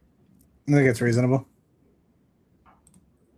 Just like when you ask it stock questions, it says the same. It's like, I'm not a financial advisor, but this is the way it looks. Yeah, dude. And then you can always ask it. It's like you can ask conservatism, why, etc., and it'll tell you all that. So here's where I found it. And at first I thought it was a joke, and then I looked into it. It's actually a Senate bill. I mean, how crazy is this? New York Senate Bill S7263. They want to do they want to reduce the exemption from estate tax from 7.1 million to 750 grand. Why would we think they're not trying to do this too? Because the way they're looking at this is going to help preserve jobs. That's exactly what they're looking at right now. Well, they don't think that this can't get wide sweeping support. I was just going to say it could easily. So it's a new world we're entering into with AI. Absolutely a new world. Guys, this isn't Steve needs to stay off of social media. This is an actual Senate bill.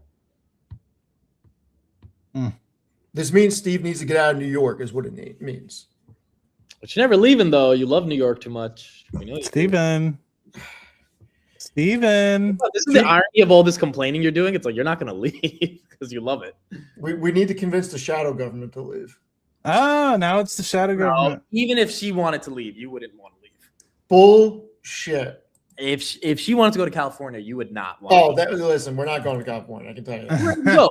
New Jersey? That's not that much better. We're not going to California. I mean, if she wanted to go to California, look, I would probably go, but I just don't think she would want to go to California. But if she wanted to go to Miami, you would be down. I mean, I wouldn't complain about that. Steven, are we moving to Miami? Is Maddie going east? I wouldn't complain about that. There's no income tax and there's going to be no property tax. I mean, Matt, it is time. I told you when you came to my apartment, it's time for you to move to New York, get a high rise in the city, and live your best life. It's fucking time, dude. It will cost money, but you can afford it. If I had double the money, I would. You don't have to get the most expensive high rise. With your net worth, you can still live very. But I would just get it. I would just get a nice apartment. I've rented. I probably wouldn't buy it. Yeah, dude, your Rocket Lab covered call premiums will cover the rent times 5 every month. Like, you're gonna be good. Steve, is this true? It's time to get out of Houston, bro. It's time to get. It is time for you to get out of Houston. New York. 100%. Amit, the post that I made last night is now at 326,000 views. I told you to post it last night. I did. I posted at like 10 p.m. It's blowing up. When I read it, I had a feeling that it's going to do well regardless of waiting for like the morning or something. A lot of people are pissed off about and that. I made it a lot shorter. I'm probably going to do a follow-up one and go more in depth. I'm looking at it right now. I mean, when are you going to get a nice high rise in New York? Yeah. A lot of people. Well, did we lose I you? like being in a high rise in New Jersey. Did you? No, I think you're good. You're You're back coming now. in and out. You're good. I said I like being in New Jersey because And Actually, Midwest probably can think about look at New York. There you go. let me get my charger. Fine. Let me just get my charger. I think that's fine. Maybe that's why. I think Michelle's getting mad at us right now. Don't tell Maggie to leave. I mean, We are trying to steal your bestie, Michelle. Some point. JZ1. Will solar make a comeback for data center energy? Enphase Energy looks interesting. Also, it may be a play if Democrats win midterms. I'll defer to Matt on that. He's been talking about Enphase a little bit. Yeah. So I mean, the Enphase is actually doing something that I wanted it to do several years back, which is get into more commercial-based solar. And I was always trying to understand why they weren't going into that market. They were so hyper focused on the residential market. So I'm very curious to see what their business model looks like once they start venturing into commercial. But I think if oil prices persist, and a prime statistic here is in 2025, we actually saw less solar installations in the United States than we did in 2024. So I think in 2024, we installed about 50 gigawatts. In last year, we installed like 42 gigawatts or something like that. So it's down by about a factor of almost 20%. I think it was like 18% or so. So in that respect, it's surprising because I was expecting it to go up, but I think that could have been supplemented by the fact that oil prices were lower in 2025 than they were in 2024. Not by much, but enough where, it takes 18 months, 24 months to start getting some of these projects due to the fact you have to get them approved, permitting, etc. So a lot of these projects that came in 2024 were probably sanctioned in 2022. Oil prices were above $85, $90 a barrel back then, and even peaked out at over $100 a barrel. And so I wouldn't be surprised if you have a flux of people, if oil persists, and this persists in, say, to the summer where oil remains elevated above $90 a barrel, that you might have an influx of increased projects. And as that happens, you have inflation in any industry. Oil industry, you'll have inflation as well, just because you have more mom and pops that were sitting on land that it might have been fringe land. Now they can get much more value for it. So that, and I'm sure you'll see some solar projects coming through as well. So I'm curious to see if solar companies end up catching some sort of bid because of this. But I would be cautious not to invest. I think solar is established enough now. I wouldn't be chasing the dream solar companies like many people were doing in the early 2010s to late 2020s. I think there's enough established solar companies now where just find the right ones and be able to hopefully catch a good reward. Mid, what do you think about solar right now? The Clorox statement fucking sent me. I don't know if solar's like, I think we need all types of energy right now, but again, I don't know if this administration is going to be nice to it. Now, as gas prices go up, oil prices go up, I guess obviously people start thinking about it again. But I feel like for solar to get mainstream adoption, it can't be this residential Enphase microinverter type of piece. It has to be institutional. It has to be, Oracle saying we're going to contract 400 megawatts of of solar for a data center in Texas. And I just haven't heard a lot of those headlines, I actually think it's a really good spot for insurance companies to put money. Meaning, like, if people need funding for these projects, then insurance companies could provide it in almost like a mezzanine loan. They would be able to come up with the upfront capital because they always are investing float, right? And that's why a lot of some of these insurance companies invest in like the large multifamily properties because they're able to buy them for, say, $50 to $100 million, maybe even above $150, $200 million in some cases, depending how big. And they can just park the money there and then capture their 2 to 3%, which is allowing them to then get their annual return coupled with paying out any sort of premium. So, yeah. Yeah, I think that's fair. I think that So is Matt, fair. Dutch Bros, how Steven. big do you think they're going to get? Because I've been thinking about something with them. maybe they do the Starbucks model, and if they get big enough with all the damn gift cards, they're able to basically front load the way insurance companies do. Why are you smiling? You thought about this with taking the deposits, generating interest because you're basically just prepaying for coffee that you haven't drank yet and generating interest on your other people's money. It's actually a suggestion that I gave to our corporate, which is if you have we have a phenomenal app like that. Starbucks, like you stated, is almost like its own bank where Yes, you can preload, right? Preload gift cards and send them to people. And I had the same sort of thought for our corporate to get additional float, because as long as you have the money there, but then at the same time, if you're able to then keep that money, you're able to get 2, 3, 4, 5%, depending on what banks you're using, money markets, etc. And it's just free money at that point. So there's that piece, Steve. They have a really good mobile app.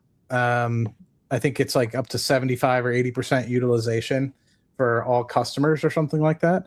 And I haven't seen the statistic. That's actually a good question that I'd probably send to corporate now that I know that the app is there. But I think their food products are starting to see some good mobility there.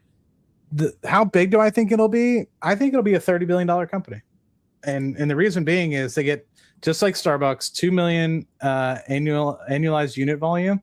And the majority of the new stores are corporate. Yes, they're still fringe franchise stores, but those are all legacy. They were established before the company went public, and they decided to go public and only do company-owned stores.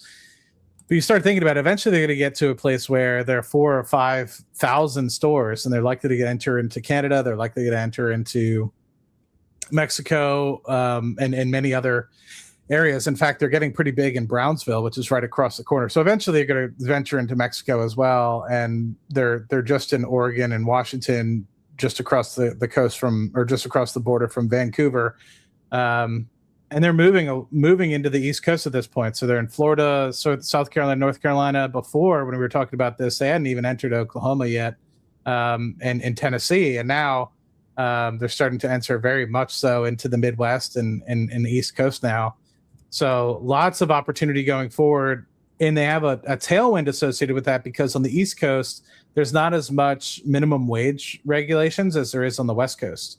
And so they've actually seen a lot of tailwinds associated with that as they moved into Texas and the East Coast, due to that reason. Because you think about it, West Coast, you have to pay a minimum of like $20-something an hour at this point. East Coast is still like half of that, if not a third of that. And so the big thing that I'm curious about is they've been able to disrupt in the South, Southeast, as well as the Greater Plains area. I'm curious as they go up against Duncan, which is huge in the Northeast, how that transpires. But you've started to see so many micro companies that are like micro Dutch Bros, the same sort of style, like Seven Brew and many others. I'd be curious to see if Dutch Bros does a buyout of those, or if they just try to disrupt them, or they try to do what. But I'm curious to see how they stack up against a Dunkin' Donuts as well, which is an established brand in the Northeast. So I think it tastes like toilet water personally, but some people love their Dunkin'. The question I have though is, how big can it get? I mean, I think that they stated in a recent investor day they wanted to get like closer to 8,000 or 9,000 stores total.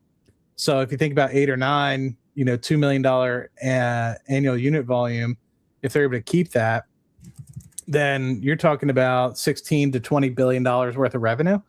And at that point, if you think about what their their ops margins are, it's about 25% to 30%.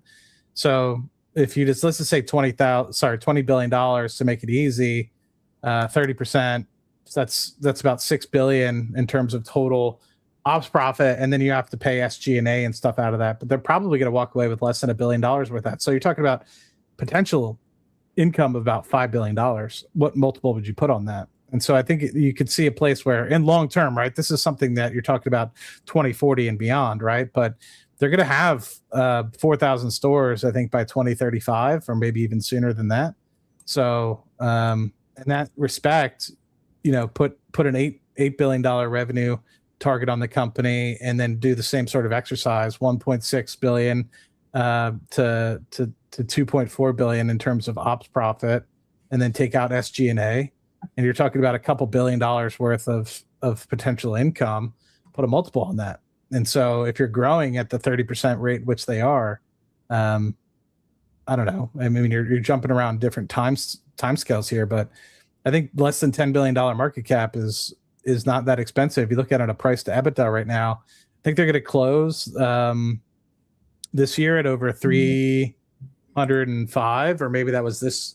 Yeah, I think next year they're going to close at over 305 million in terms of EBITDA.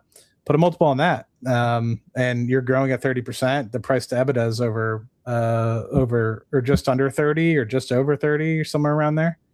So it's not too expensive of a stock, and you can't look at it from a price to earnings because of the real estate investment, right? You're investing in so much real estate that you're able to have a significant depreciation cost, which would drag down earnings, price to earnings, net income, for tax break reasons. So I don't know. To me, I think they're doing good work. The thing that I'm most scared about is implementation of food.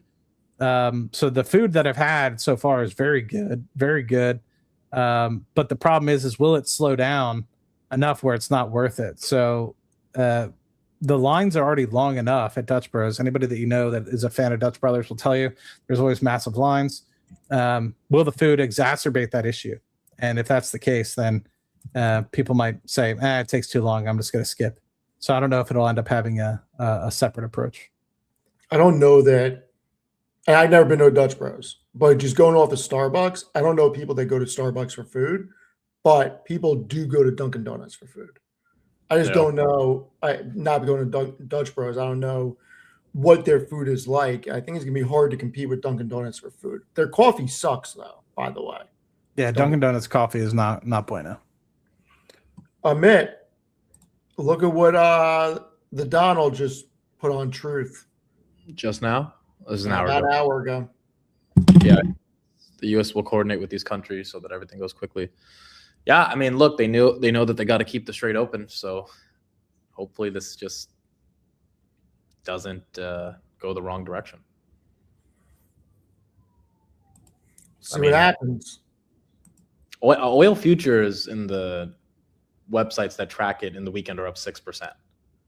Wow. At 104. So that's not good, but No, not at all. Jet fuel prices are soaring right now.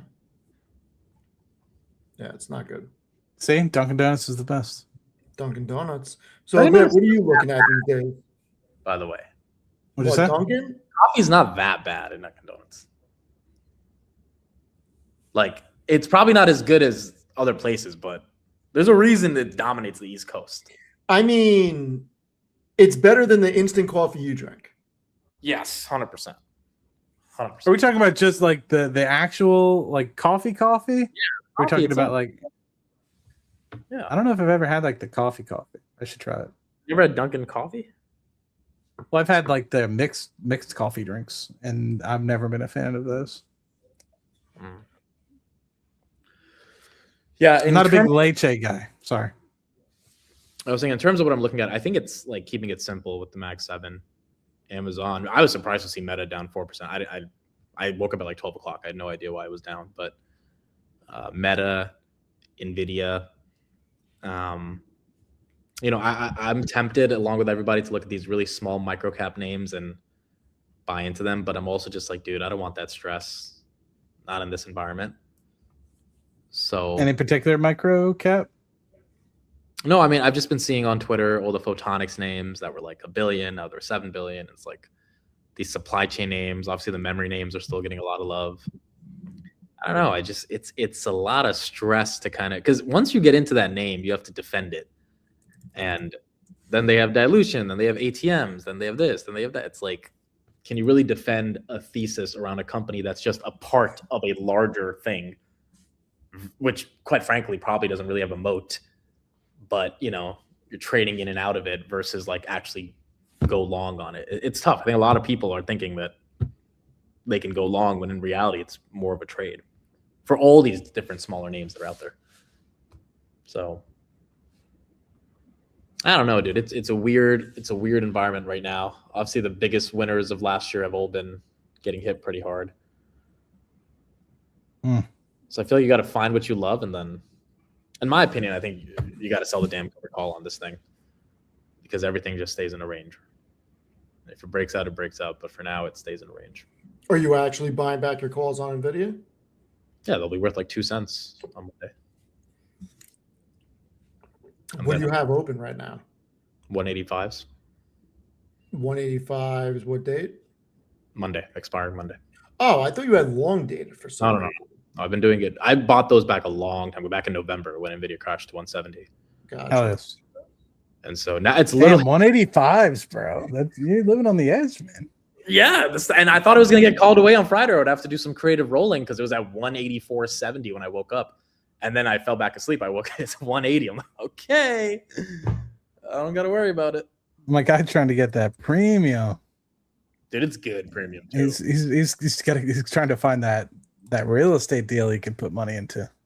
No, like it's legit premium every week, and I'm like, okay, this is really helping with the blow this year. And every time I think it gets called away, Nvidia just stays stuck. And if it goes up, it's like, okay, do we really think Nvidia's going to break out to 200? No. Can we talk about that, please? Nvidia being stuck. What do we realistically think needs to happen for this to actually make new all-time highs? I don't think anything can happen for it to break all-time highs unless the macro changes, which is why I continue to believe selling the call on Nvidia is it's the best premium out of all the Max 7. And it's not going to 200 when oil's at 100. There's no way. It's not happening. I think you're right. I think the theory around Mag 7 debt needs to, or like the fear around Mag 7 debt needs to change. Yeah, the Max 7 are not in a good spot in terms of public perception. And look, I'm surprised Nvidia is not at 150, just given how bad like the sentiment is. But don't let Tanner catch you saying that. Theoretically, Nvidia should be 220. Like if all else was normal, Nvidia should be, reasonably. So I think the 180 is the 150 because Nvidia's earnings were so good that it should be 220. But the street's letting it relax at 180. But that just means that, the premiums are really good to capture while it's down here. And if it breaks out, I'm like, is it going to stay? Like, let's say it breaks out to 190 after GTC. Then Trump says something on Tuesday. Like, it's not going to stay at 190. Unless Jensen announces we have 800 billion of revenue that we see in 5 quarters. Like unless he says something like that, it's stuck. Tanner's not going to get a 99 sleep score tonight. I can tell you that much. So I'm looking at the option market right now. So I was forced to roll. So I have 200s for August. Steven. And I don't even know if they're worth buying back at this point. Dude, you should buy them back. Take whatever loss. You're not on a loss, I imagine. You're still probably up on them because it's pulled back. And you should be writing the weeklies, in my opinion. I mean, I'd have to buy them back for $1,400 a contract.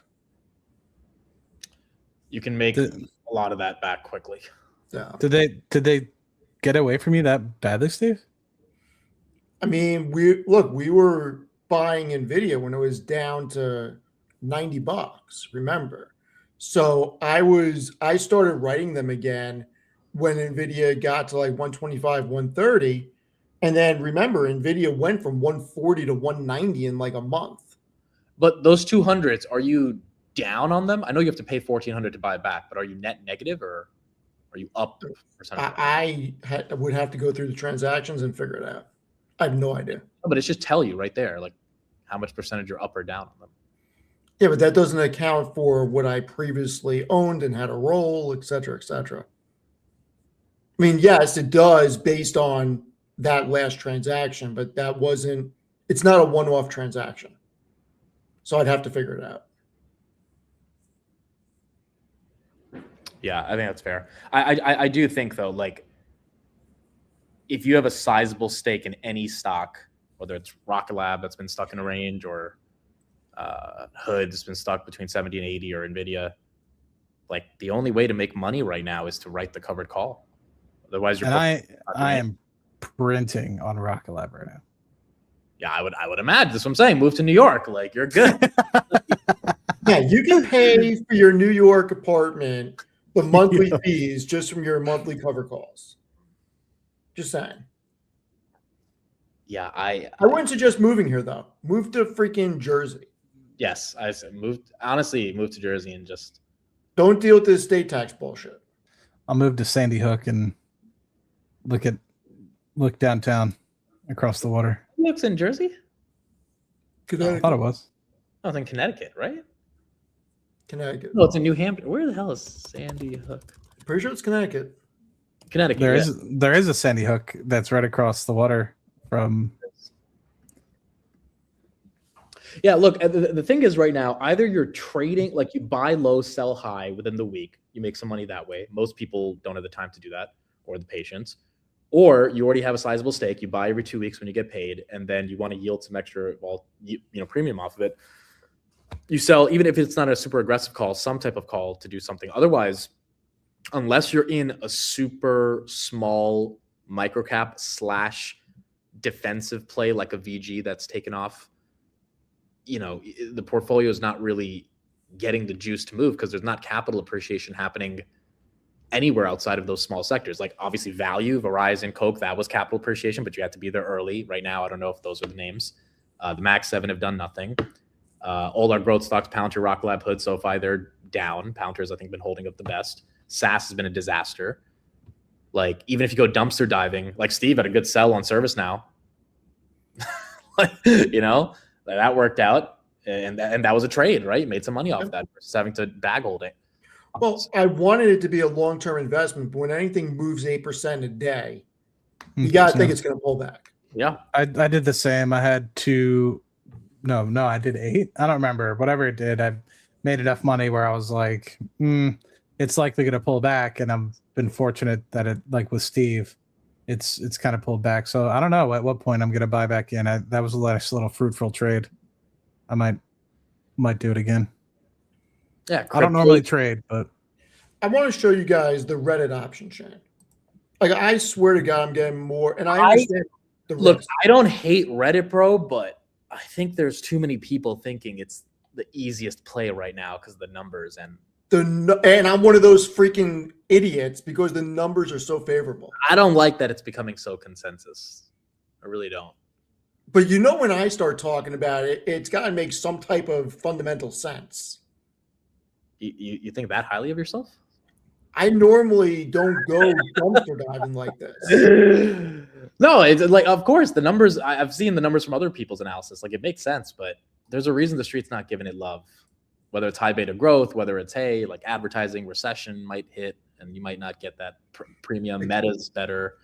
Look, that's part of the big risk that there are strong competitors, but this thing is trading at 32 times this year's earnings and 23 times next year's.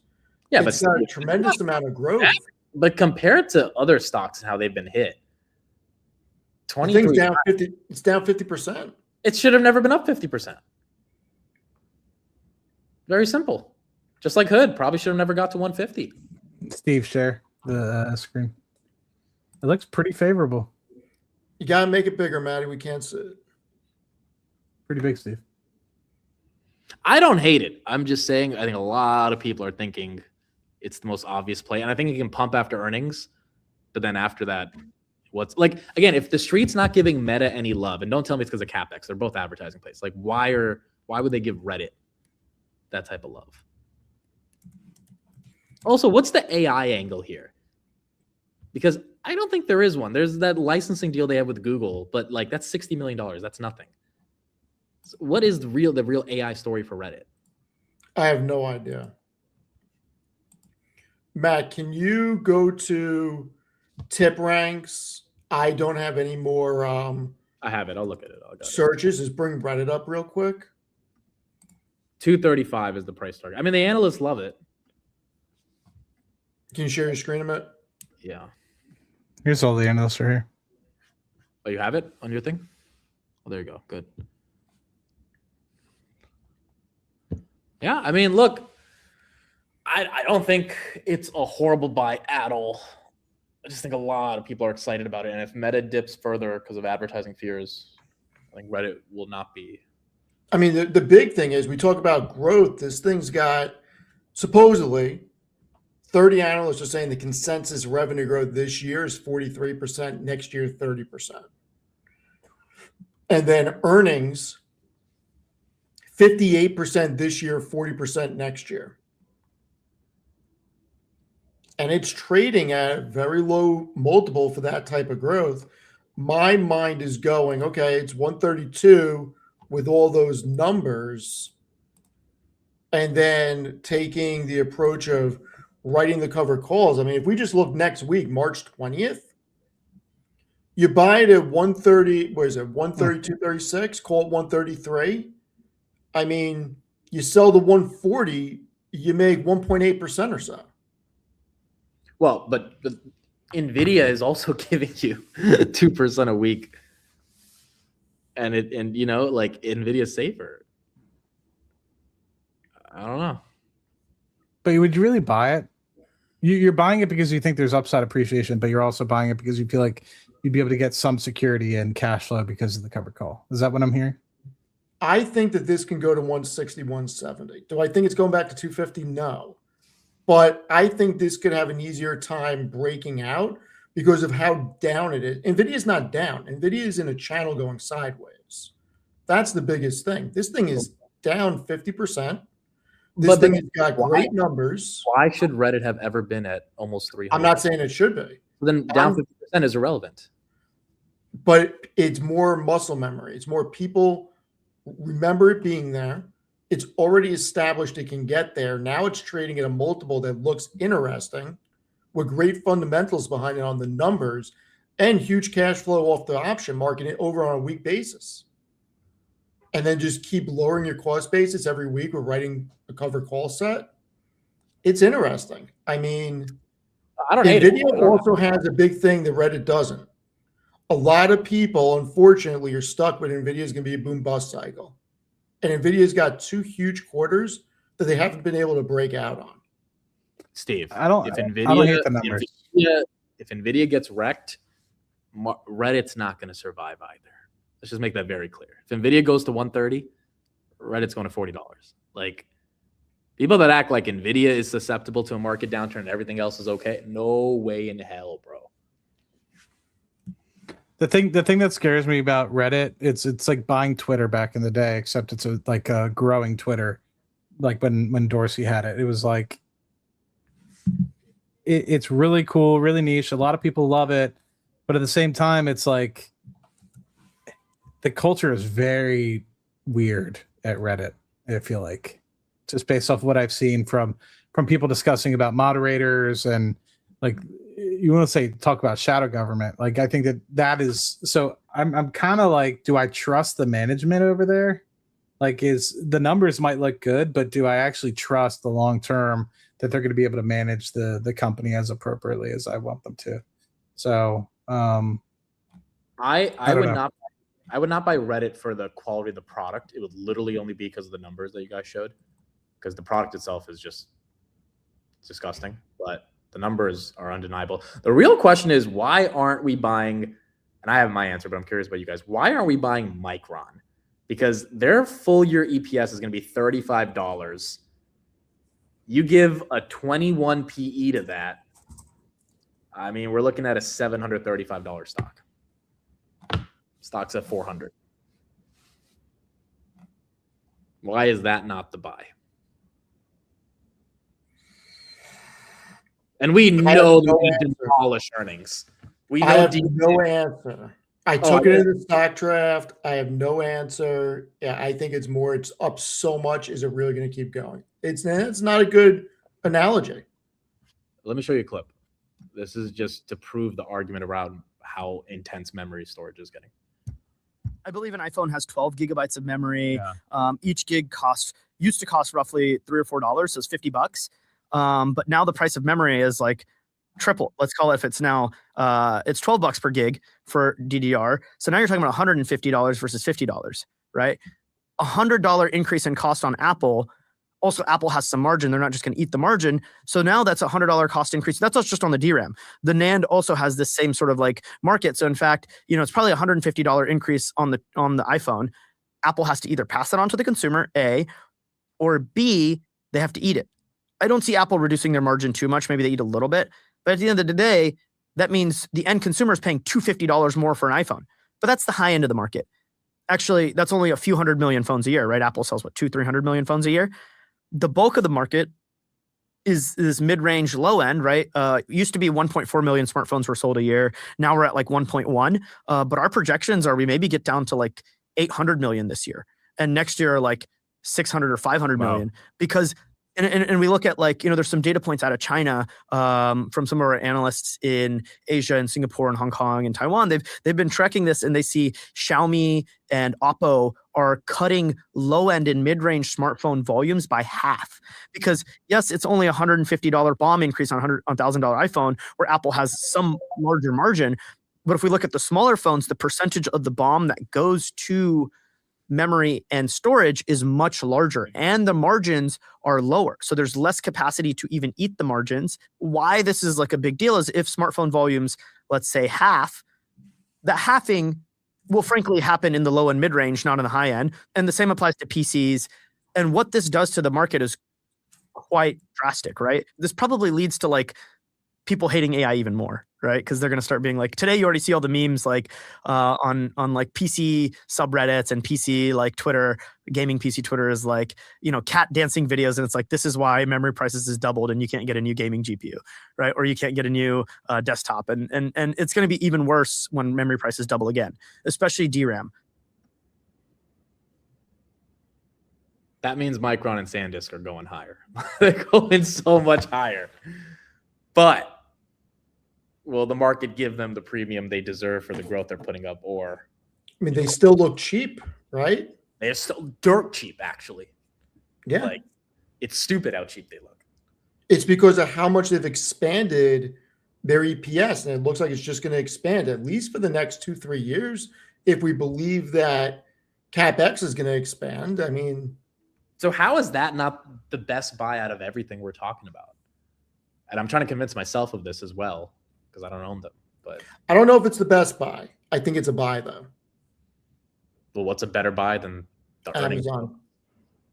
Dude, you got to give up this Amazon that you're so obsessed with. We get it. Like, it's important, but it's not going to move. As a shareholder, I've accepted that cash flow. As long as it's negative, it's not moving.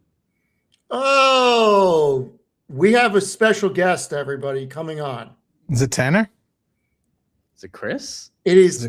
Oh, he just left. He's going to come back. Put in the chat. What do you guys think? Me and Matt actually don't know. Is he going to come back? Is it the Daisy God? I say it's Chris. I think it's Chris. We have a special guest coming, or he may be coming. Oh, he's back. The camera's working. I think It is Captain Sleep Time himself. Let's go. He looks like he just woke up. No, come on. Bro, you have bedhead.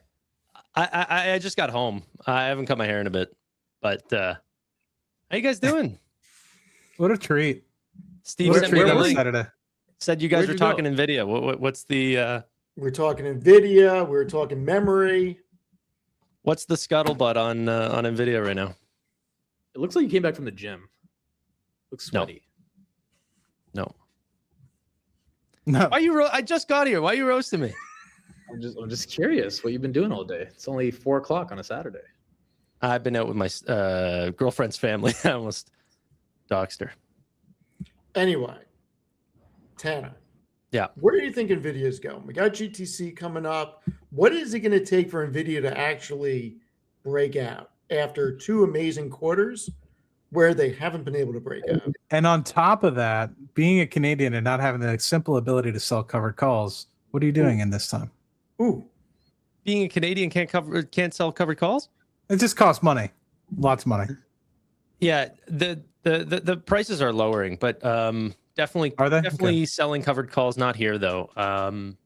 Not on Tanner, Nvidia. Tanner, I had 185s on my entire position on Friday, and I woke up and it was freaking. I was like, oh, I better be creative with this. Then I fell asleep and I woke up again at like 1:00 and they were at 180. I was like, well, all right, go back to bed.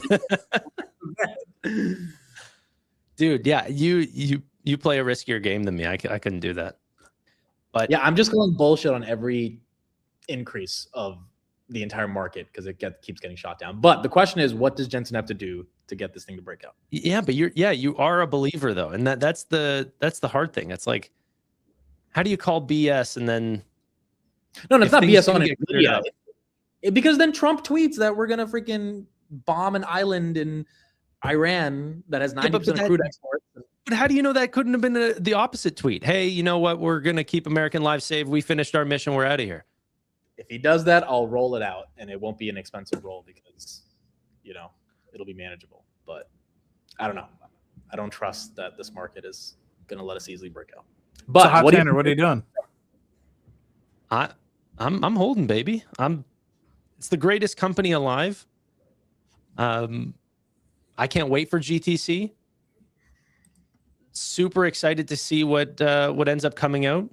And yeah, I don't know what you guys have covered yet, so I don't know if you've talked about GTC. Go into your thesis.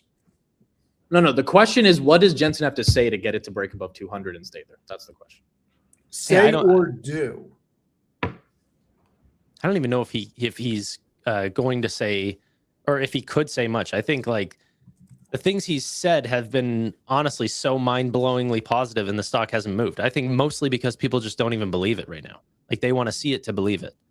And so I don't know how long it's going to take, but I think during this entire period, it's just the spring is getting pushed down. Like we're getting ready to pop here eventually, whenever people do believe the bull case, and maybe that's Q1, maybe that's. I think honestly in Q2 of 2027, like their so Q2 of 2026, but their fiscal version of that, they're going to grow in revenue by 100%. I think that's like, I don't know how people are going to be able to see that and then keep the price where it is today. However, I'm not even too mad at it staying at $180 because while a lot of things are selling off, Nvidia has been pretty resistant. So this is what I said. I said theoretically, I think Nvidia should be closer to 150, given how bad the drawdown has been across a lot of their growth names. But because Nvidia should also be 220 if everything was normal, the market giving it a 180 level is kind of not reasonable and reasonable, because if everything's going down so much, it probably shouldn't be at 180. But because it's so good, the market's like, all right, well, at least keep it here, which is reasonable versus take it all the way down to 150 or all the way up to 220. You have that speech thing, so I want to make sure that I'm clear. Can say 250 again. I said 220. Okay, I was gonna say it sounded like 220, but I know you were trying to say 250. So No. I do think it could now be worth 250 after the earnings, but reasonably, it's not gonna. Nvidia's not gonna get to 250 unless the S&P gets closer to 7,500. There's no way in hell it can get to 250 without the S&P. So to me, calling for Nvidia 250 is you're calling for a fourth consecutive year of a massive bull market. But I think 220 is reasonable even without the S&P rallying like crazy. At least 200. Until then, I think it's gonna be stuck at 180. That's why I'm not scared of the covered call. Not at this moment. And I hope I hope my covered calls get screwed and it goes up to 210, because I'll roll it out a bunch of months and get it to 230, 240. And if I have to sell some at 230, 240, I'm not gonna be that upset about doing that.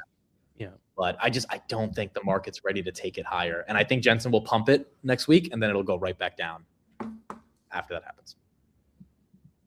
Unfortunately. Not because of Nvidia, but why is everyone saying "Oh, Canada" in the chat? Michelle started Yo! Because Michelle started it. Hysterical. I didn't see that. Oh, Canada. Oh, Canada. Oh, that's great. Dude, I'm over here trying to be an American, and everyone keeps like bringing up like maple syrup stuff and Canadian stuff, and I don't talk about Canada ever. You're not trying hard enough. That's why. That's probably true. I'm not trying hard enough. I mean, you could at least be going to GTC. Not going to GTC. I think that Tanner's going to be the big winner out of not going to GTC, because guess who can stream? I'll be the only one streaming it. And no, I just won't fuck up his sleep score. I liked it last time, but I realized like the reason that I'm going is just to hang out with friends, and it actually is not that sick to go and look at a GPU in person.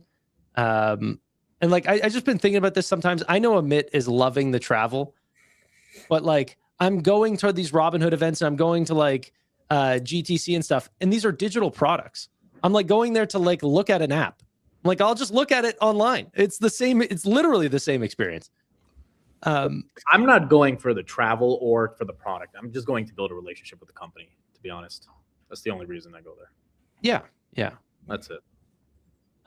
So but it also is a lot of traveling, so I get why you don't want to. Did you guys see these? This is amazing.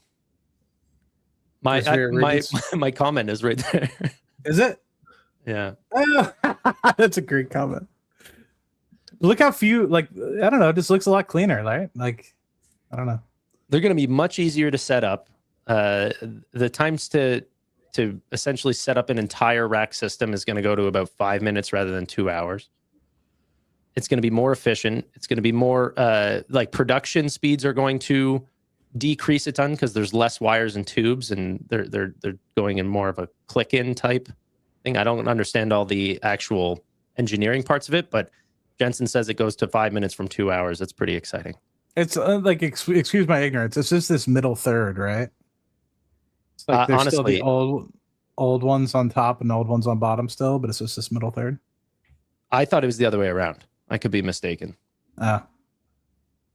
Like that part I care so much less about. It's just you tell me it's going to produce 30x the token returns. That's the part I'm excited about. And also, that's another thing too, which I always also had problems at CES. They were wanting me to like interview people to talk about the product, and I was like, I don't care nearly about the product as much as I care about what it means for investors. And they're like, well, we can't really have anyone to talk to about what it means for the financials of the company. Like we can't give forward like forecasts and stuff.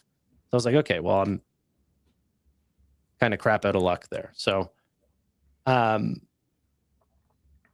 yeah, I don't want to travel. You know, everyone talks about the sleep score. Maybe I talk about it too much, but I think it's awesome. It decimates my sleep score.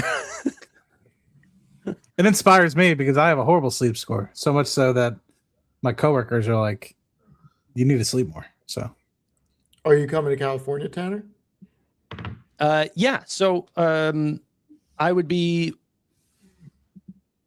well, actually, it is falling on a very bad time. So I'll actually have to see, because that's right at the end of the month, right? Saturday. Yeah. So I'm hiring somebody to the future investing team, and their first day is the 29th of March. Are we going to get to see them in person, like on the stream? Yes. Yes, I'm going to have them over. And even I was thinking like for the Chicago thing or something like that, that I would even bring them. Oh, that'd be fun. Yeah. Yeah. I mean, he's a gem. I've known him in an extremely long time. His name's Marshall. So I'll have you guys all meet him. He's a dope guy and coder and everything like this. So he's going to be using all the AI tools to help the company. That's awesome. But I'll see if I can make it to California. But I'd honestly I'd be way more excited to do travel for that part, because honestly, that's why I was going to CES and everything in the first place, was to meet and see people. So why don't I just go to the things that are focused on the meeting and seeing people aspect? Yeah, well, that's fair. Chicago, by the way, guys, for those that are here, definitely May 9th. It's going to happen. I was just at a meeting today about it. And the link to buy tickets will be live on Monday. So we're going to lock that down pretty soon and get Chicago ready to go. Looks like I can't go. Sorry to say. You can't go to Chicago now. I'll be in the UK. Dang. Unfortunately. Yeah. What's in the UK? The damn British. No, I'm just kidding. It'll be a work trip. Nice. Yep. And then Singapore is also going to be confirmed, most likely literally this week. We'll start putting out tickets for that. I had a meeting about that this morning as well. The UK, though, August. So I'll just say this right here. But if anyone is from the UK, please reach out to me, because we started looking at venues and we're going to need someone who has some hope. I mean, this is like... It's a whole nother world. Literally. these prices, I mean, these prices were ridiculous. So we need someone who has some pull in the country to help us out. So Matt Yeah, can't please go to reach that out. one either. He's going to be in Chicago that week. Yeah, I'll be in Chicago that week. Exactly. So I want Chicago, I'm May excited 9th. for Singapore, for that to be announced, so that I can lock that down. You're going to be going to Singapore? Oh hell yeah! I would never. Well, if Amit will let me go. Oh, of course. I don't know. I don't know if he wants like a super close knit, like 20 people. I don't know how big Singapore is going to be. Singapore is probably gonna be like 100, 150. June 26th is Singapore. There's a Yeah. pretty good audience on finance content. At least I find for. I wouldn't be Singapore audience. surprised. You have a lot of people flying in for that. It's I a wouldn't be top 5 surprised. country for viewership for me. So Wow. yeah, a lot of people Canada's ask. got to be a top 5 for you as well. Yeah, Canada's up there. Canada always shows up for me. Yeah. Shout out So my are you going to Canadians. just come back to Toronto, or are you going to do Vancouver as well? We're probably not doing Toronto this year. Do Vancouver. Hey, when's yours, Tanner? I want to fly up for that. Thinking August. Damn, don't overlap them with the myths. Like what the I hell? won't. He's got to Okay, let okay. me know the dates, and then we'll figure it out. No, but it's. I mean, I don't think there's gonna be any issue with UK and Toronto. You know, That's good. you're going to the UK, you're probably not going to the Toronto one. I mean, some people showed up from the UK to your New York meetup. There was 4 people that did. That was kind of Yeah. crazy. True. I took some photos with them. They were amazing. Dude, lads. Miami was crazy. Some dude drove from like North Dakota or something. I forget. It was Yeah. insane. And then people from Sweden as well, or something like that. It was wild. Kat, she was awesome. How long of a drive even North Dakota to Miami? That seems. I think they said it was like Whoa. over 20 hours or something. I was like gonna that. say. It's like a day drive. I don't know. Why is New York to Chicago as long as a flight is New York to Florida? How is that even possible? That makes sense. Why does that make sense? I can Probably- drive to Chicago in 9 hours. It took me 20 something hours to drive to Florida.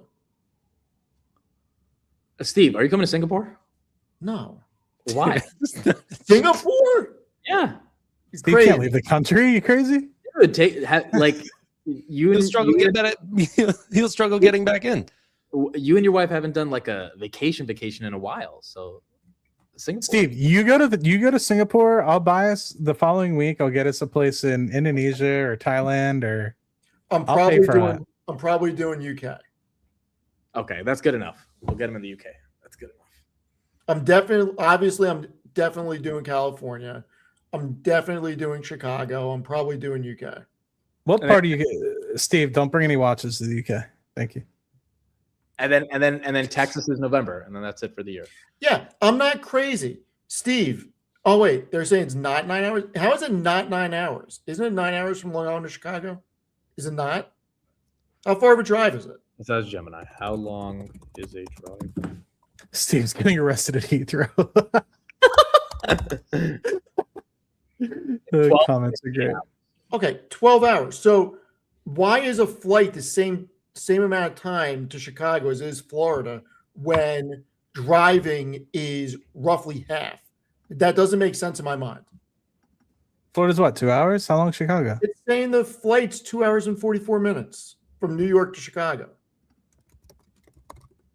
That just doesn't seem right. Do you have headwinds, I guess? Well, you thought it should be. Yeah. Well, you thought it should be like quicker. Yeah. Yeah, you have headwinds against the jet stream. It's always longer for me to go from New York to Houston than it is for me to go to Houston and New York. It's like shorter by like half hour, 45 minutes. Earth comes towards you. Or is that wrong? What's that? Isn't it dependent on how the Earth is rotating? Yeah, I don't know how that shit works though. I'm not smart. Are Bro. we getting into a flat Earth conversation? Is that what's Hold on. happening? Hold on. The Earth is flatly spinning. Can I show you guys something? Hold on.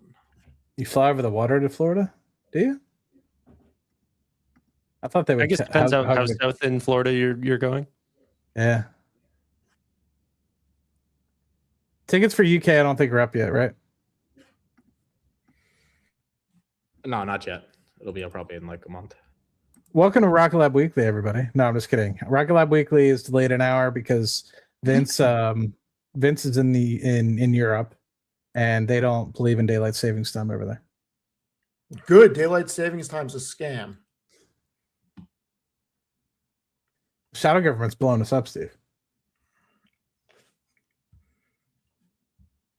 We need Concorde jets resurrected. I'm pretty sure that Boom Sonic or whatever, Boom Supersonic, the company that you can get in Robinhood thing, is trying to recreate the Concorde jets. If I'm not mistaken. I think one of you, meaning Tanner or Amit, need to just get that PJ money and just. That's Tanner, bro. He's the one who bought Nvidia at freaking $10. The closest thing to a billionaire friend that I have is Dookie Pie, and she's in chat. So it's you. Dookie Pie is great. Speaking of this Galaxy shit, I mean, I went on a binge on this last night, and this shit is crazy. Oh, is this the dumb money guys? No, I don't think so. What does that not look like him? Is that astrophysicist? No. Now you say it a little bit. About the universe that blows your mind the most? There are a lot of things about the universe that I find it almost impossible to imagine. One, just the size and scale of it. I mean, in the piece of the universe we can see, there are something like 2 trillion galaxies. We haven't counted them all, but that's an estimate based on surveys of the local universe. 2 trillion, 2,000 billion galaxies. And each galaxy is, let's say, around the size of the Milky Way. Some are bigger, some are smaller, but the Milky Way has 400 billion stars in it. It takes light over 100,000 years to cross a galaxy, and there are 2 trillion of them in the piece of the universe we can see, and we're very sure that that piece that we can see is a small bit of what may be an infinite universe beyond. We don't know, actually. Dude, we're worried about interest rates. We are so minuscule compared to how big this universe really is, and we're all going to be gone eventually. Who do you guys think is the most important person on Earth right now? There's only one answer. I have my answer. All right, we should all say our answer. We should all say our answer on 3, 2, 1. Well, I don't even have an answer. I don't have an answer. You have an answer. Think of an answer real quick. I have an answer.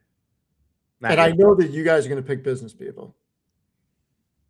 all right. I was going to pick Jerome Powell, but that was a little bit ago. Yeah, no. Okay, I was gonna say Trump. 100%. The president of the United States, no matter what, no matter when, it is always the president of the United States. I was gonna say Elon. It's Trump, bro. If Trump decides to play this war in a different way, a lot of different things could happen. Listen, 2 years ago was Biden. Before that was Trump. Before that was Obama. It is always the president of the United States. Well, I think there are moments in time where it could be someone else, but given the war, I think it's Trump. We got no deep state believers in here? What is even the deep state, dude? Like The shadow government. the deep state is just maybe the CIA is calling the shots type thing. I feel like the deep state is just super rich people that have influence in politics. That's, it's the simplest explanation of the deep state, I guess. I don't know. To me, I like what they say in the technological republic, which is like, we need to get back to idolizing engineers, scientists, etc. Maybe I'm biased because I'm an engineer, but I think having that be like what's sexy and who's important. And I think you see a little bit of that with Elon, but I think it's because Elon's more like a trillionaire rather than. But I think that, which I guess you have a little bit of in Jensen and some of these CEOs to an extent, but I think still the modern people of society still idolize the celebrities and the sports people and the singers and etc. than the people that are truly advancing society. So to me, I think Elon is probably the most important right now, based off the fact that he's trying to push the limits of what we can do as a species. Yeah, I have a hard time believing that Biden was the most powerful person on earth whenever he was in office. Controls the United States military, does he not? I'm not even sure that's true. I'm just saying. Like he can't put together a sentence. Like the auto pen controlled military. You are the most powerful person in the world. Whoever controlled that auto pen was the most powerful person in the world at the time. Yeah. Anyway, Tanner, what are we doing? What are we doing with tech? What are we buying, or are we just sticking with Nvidia? I Yeah. heard a rumor that Amit sold Nebius to buy more Nvidia. I did not hear that rumor. Some of my Nebius to buy more Nvidia. That's correct. Why?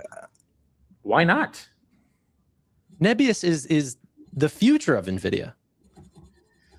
Guys, just because a stock goes up after you sell it, after that stock has been stuck in a range. No, I'm not talking about that. I'm saying after we get the hardware, it goes to the application layer. Dude, Like Nebius is going to announce a massive dilution and at the money raise one day. They already announced one that they haven't used yet, and people are acting like it's not going to affect the stock, just like it affected Iran.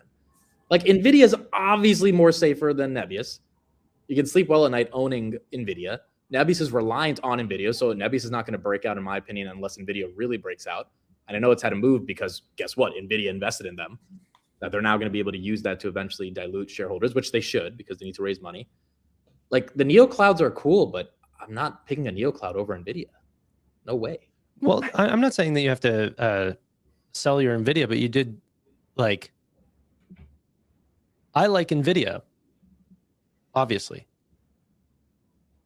but you can't keep up that level of growth. In the path that Nebius is going, they could keep up triple-digit growths for years. Tanner, they're not making money. They're not profitable. That top-line growth is not what this stock is judged on. Eventually, they're going to have to show some money, and it's a very capital-intensive business. They show any amount of profitability the second they don't want to grow anymore. But then, Like- but then the PE looks exaggerated if the growth is not there. Yeah, but Amazon did it for 20 years. That's it. That's Do how. not tell me you're comparing Nebius to Amazon. Please do not tell me. Yeah, I you're mean, making that comparison. I don't like whenever people do that. You can compare a small company to a big company. Obviously, there's a lot of things that they need to fill the gaps on. But I'm saying, at one point, Amazon was a small company. Nebius is Nvidia's bitch.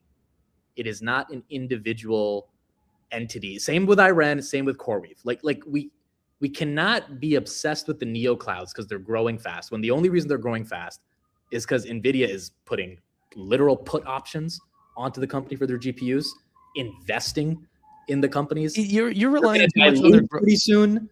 I mean, you tell me Nebius is not going to take advantage and eventually dilute, just like Iran did, just like CoreWeave did 2 months ago. They're not diluting because of Nvidia. They're diluting because their customers need more tokens. But that's not good for the stock, regardless of why they dilute. I mean, What do you mean? I mean, look at what happened to Iran. Look what happened to AAOI. Iran is not doing nearly as good as Iran, Iran's not doing nearly as good as Nebius and CoreWeave. Okay. No, I agree. I think Iran's the worst out of the three. But if you dilute, your stock will go down. And the CEO management team, and I'm not saying they shouldn't dilute. I'm not saying that's the reason I sold. I'm just saying I wanted something that was safer, and I wanted something that I could run covered calls on more effectively, which was Nvidia. And I just rather have more Nvidia than Nebius. And I still own Nebius. I just don't have as much. But I think the obsession with the neo other clouds option strategies, then yeah, that makes sense. I think the obsession with the neo clouds is look, when Nebius was 20 and 30 and 40, it was a screaming deal, and I missed it. But I got in when it was in the 90s. Okay, it's at 108. It's like that's not like life changing. Oh my goodness. Now I know a lot of people think it's going to go to 200 this year. I hope they're right. I don't see that really happening unless Nvidia breaks out, and if it does, I'll be happy with the Nvidia that I have. But I also think the risk to Nebius announcing anything around dilution or Oracle having some bad data center headline and then all of those buckets of stocks falling, I don't want to be overweight that at all. But if you got in super early, like below 50, I get it. Just hold on. I just think where we're going, and this is for Nvidia as well, I believe that there's going to be a massive build out. And as long as you're touching any part of it, Nvidia, the packagers, you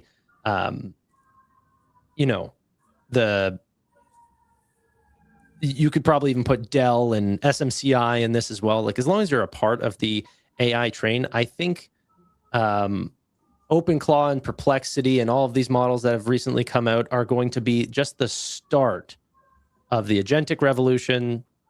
physical AI, all of these things. I think people are not pricing in at all where this is going. But you wouldn't buy SMCI because of that. Because I think they're the C3 AI of this industry. Like you can't just slap a fancy name. Like there's always going to be losers, but there are definitely companies in this space, whether that's ASML or something like this, that'll be massive beneficiaries. Yeah, no, I agree. I just think all the neo clouds are more risky to hold than just Nvidia. Well, of course they're more risky, but there's more upside. Yeah, but that upside also comes with the risk. Like you're saying 200. Like why don't you say 1,000 on Nebius? I'm not saying this year, but like yeah. I'm not. No, 1,000? You want Nebius to be a $200 billion company, bro? They just signed up to do with Nvidia. That $2 billion deal was for them to set up 5 gigawatts worth of data centers. That's hundreds of billions of dollars of revenue. Yes. Well, no, of Capex, but that leads to revenue. Tanner,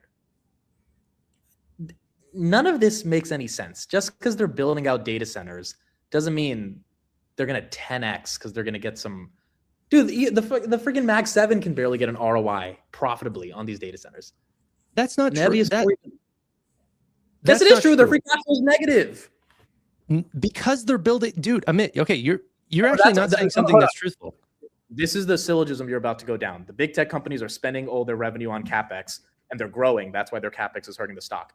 What do we think is going to happen to Nebius spending all of their revenue on Capex? How is that not going to hurt the Nebius stock? It might hurt the Nebius stock. I'm not worried about what's hurting Google. I'm looking at Google's overall operating profit on their Google Cloud platform, and it's more and more profitable every quarter. AWS is more profitable and growing faster. Azure is more profitable and growing faster every quarter. People think that it's going to turn around. I'm just seeing the products that are coming out. I'm building with them. Matt's building with them. You're giving me the bull case. I'm saying the stocks are stuck. How do you not expect Nebius to also not be? You're talking about Nebius 10xing on spending hundreds of billions of dollars on Capex when the big tech companies can barely get a 10% move. How the hell is Nebius going to 10x? Well, one, I think this is over many years. I think that it goes from being a non-profitable company to like right now, the company is so undervalued versus where they are calling their ARR for the end of 2026. The market's not believing them. But why are you judging them on ARR and not earnings? Because tokens are profitable right now. You're selling them at a profit. This is profitable the interesting thing. They're not making Nebius anymore. They're not profitable for Nebius. Yes, they are. Yeah, Nebius is not making net income, Tanner. Because they're constantly reinvesting. Which is my point. No, but their EBITDA is positive. Hold on.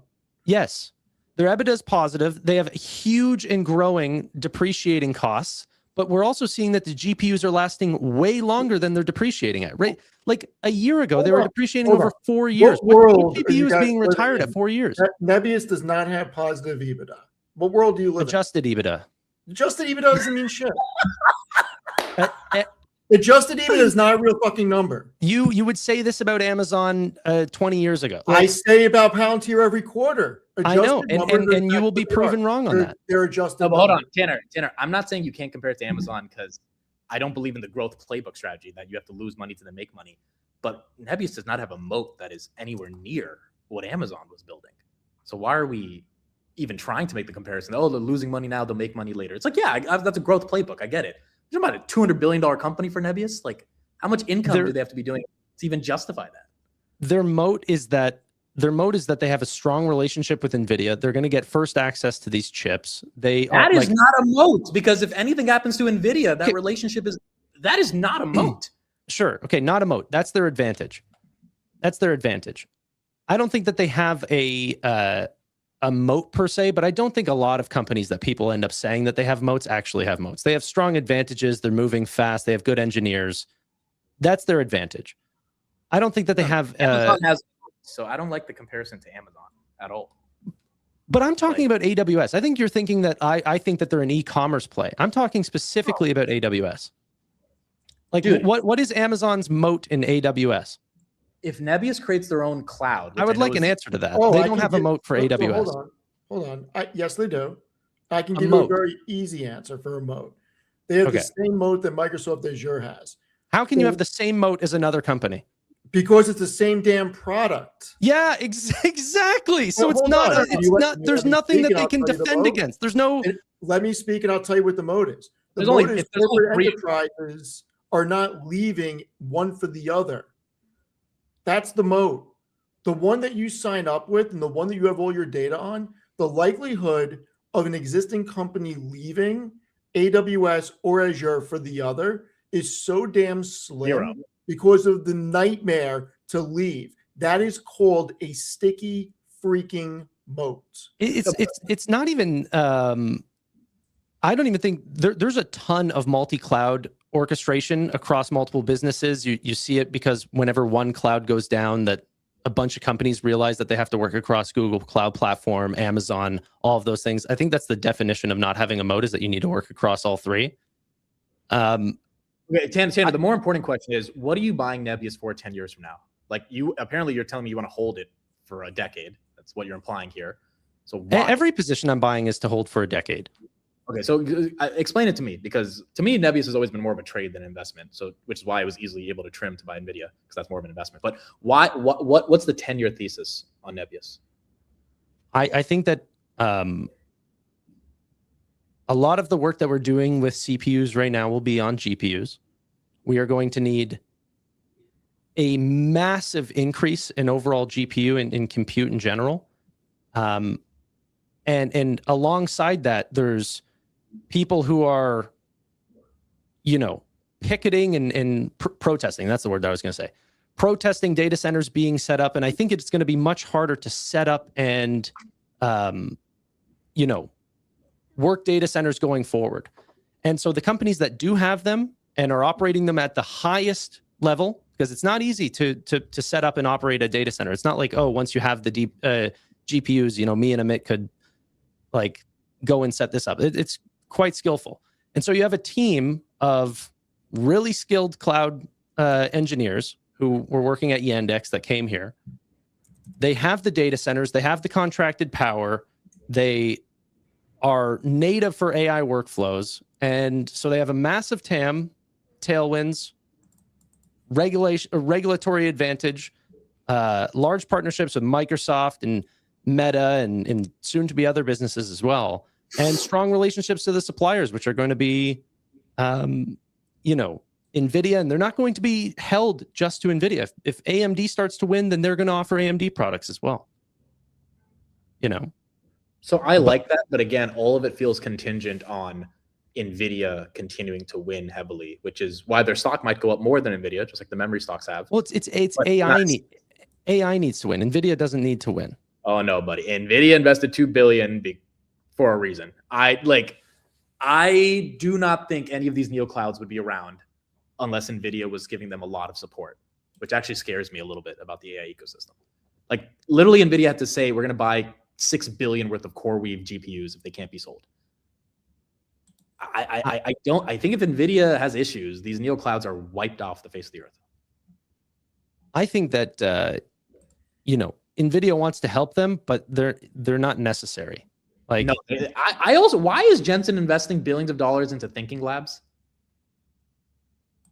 I think overall he's trying to help the ecosystem. If there's a bunch of companies that can do well, then he's going to.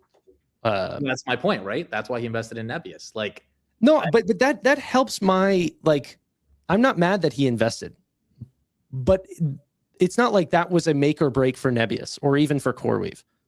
The companies would still be alive. Stock was stuck until you're so reliant on the stock. That part doesn't matter. We're talking about it, but we're talking as investors. Yeah, I get it. But you look at SoFi at 4 and then tell me the company was dying. It wasn't. Like, you can't just rely on the stock price. I did not say that at 4. I said that at 13 when it wasn't. No, I'm saying you could use that as the same example. If you're pointing to a stock that's being depressed and you don't know what's happening with the financials, you can't say they're dying. Nebius and CoreWeave were never dying. My point is the opposite. Nebius is not depressed. The stock was at 20. It's 5x. So the question now is you're telling me it's going to 10x from here. I'm like, okay, I think a lot of stuff has to happen for that to take place. And I'd rather hold the thing that's responsible for it even 5xing, which is Nvidia, even if I'm not going to get the upside that a Nebius potentially could offer. But here's the thing. They more than 5x their revenue year over 365 days ago, that just on a revenue level is how much they've stepped up. Okay. They're fully sold out of 2026. So people are trying to look at this company and saying, well, the market on average does 10%. This company has 5x. So they have pulled forward so much success. It's like, no, they just delivered a 5x increase in sales. Palantir's moving fast. Guess who's moving 5x? What's their 7x faster? profitability going to be Nebius. on the sales, Tanner? What? That was gonna be my. What's the profitability going to be on the sales? Every token is profitable. They If continue to push. If every token was profitable, they would be profitable. No, because they're reinvesting it. Dude, no, they need to bring down dollars. Hold on. Do you think that they're? Do you think so? So this is what's so funny about the AI space. Have you guys ever used Gemini too much? What happens whenever you use it too much? They get angry at me.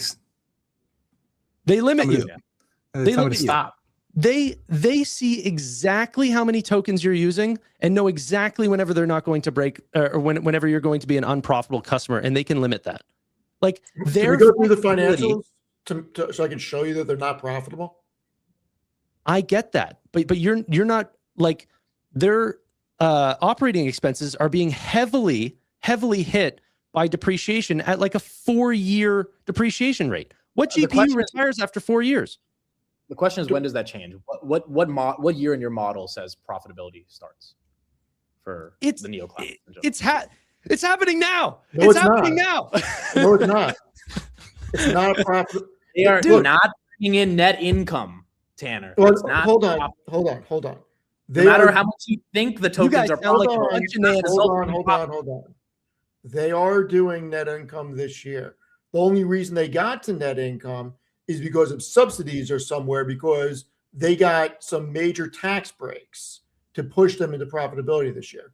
Operating, they lose so much money. It's crazy. They lost more in operating income than the revenue that they generated. That's not a profitable company. And look, Tanner, there's a good reason for that. I agree with you. Like they should be losing money right now. But my point is, eventually the market's going to have to give it a multiple based on EPS, not sales.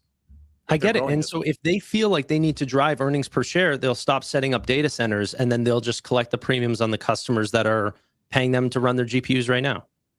But do you think that the energy going into the data centers and the actual cost of those GPUs are going to be less than how much they're charging for the output of those, of like the tokens that they're actually generating?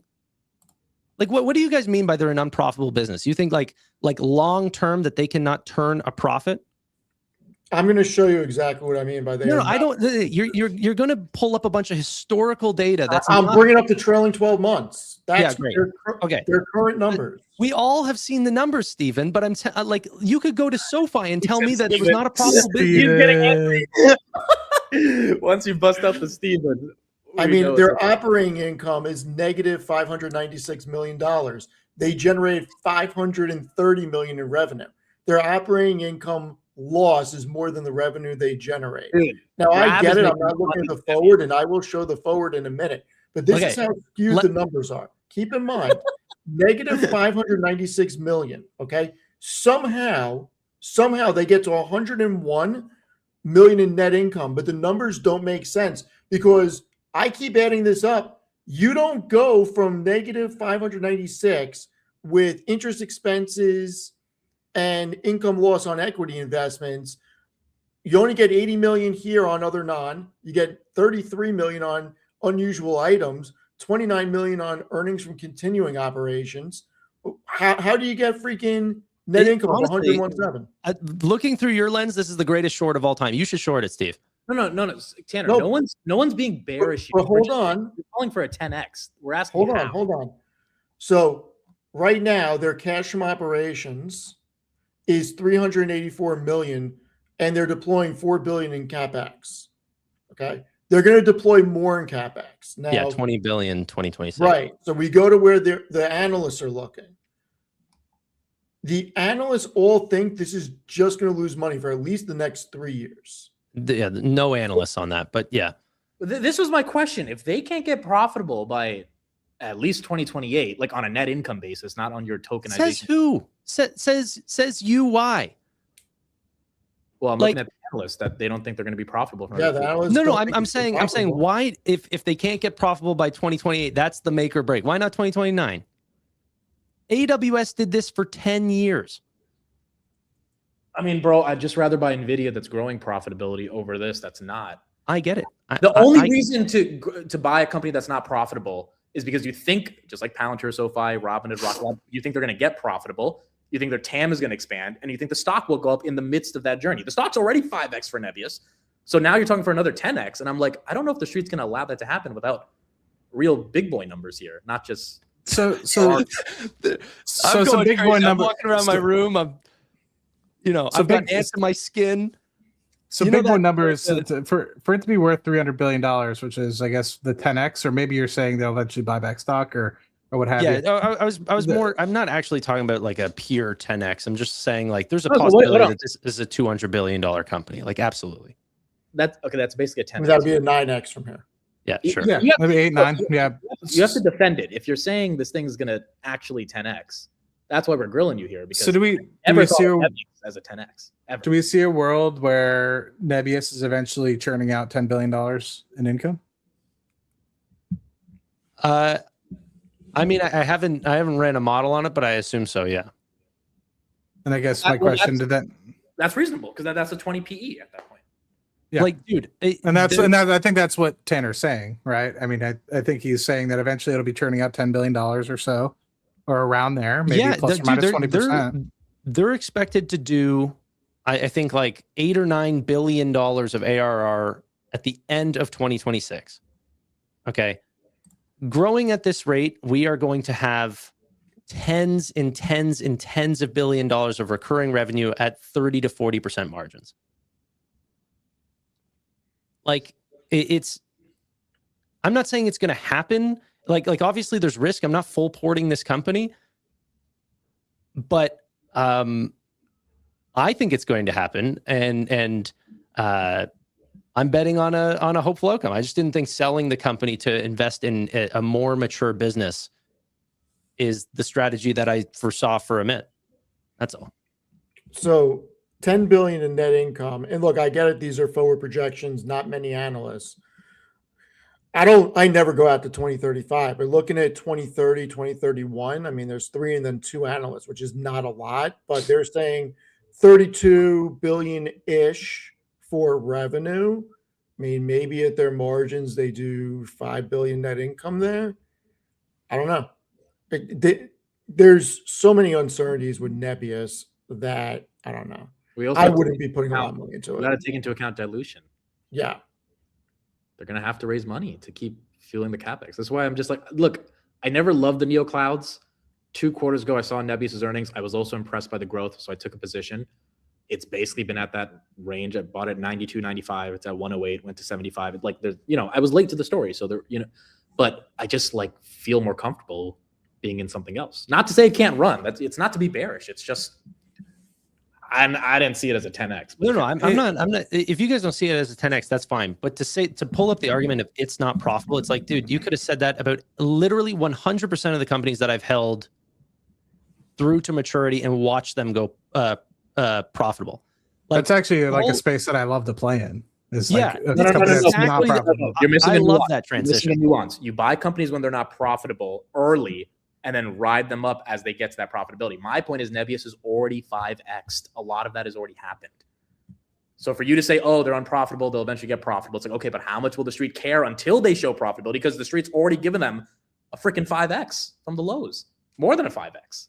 Yeah, my strategy has never been to know what the street's going to do. Yeah, you might be a better investor than me. You have to know you have to have some opinion on. I don't know what other people are going to know, but I think my judgment is to know, okay, what are the winners in the space? I didn't know what other investors were going to say about Tesla, Shopify, Nvidia, or any of these things. Like, that's not even an argument. You have to have a perspective on how the street thinks about a stock, whether you agree with it or not, and you have to factor that into your analysis. That's your worldview. Tanner, you may be the only person I've ever met in my life. How are you going to know what other investors like? I would personally think Nvidia should be 250 today. It's You don't- that's not the case. I have a But- perspective so that How it would do you be explain 250. why that's not the case? You have to analyze what the street is upset about or what the street is scared about. I get that, but It's like objectively true. I get that, but I don't know. So you can take aspects of what the company is like, what the hardships are going to be, the dilution over time, something like this for Nebius, but like you're going to be so far off trying to judge where this company is going to be 5 years from now. Like, I just take that in stride. Like you learn what the bear cases are in time. What's the bear cases for Palantir 5-10 years from now? There's actually a ton.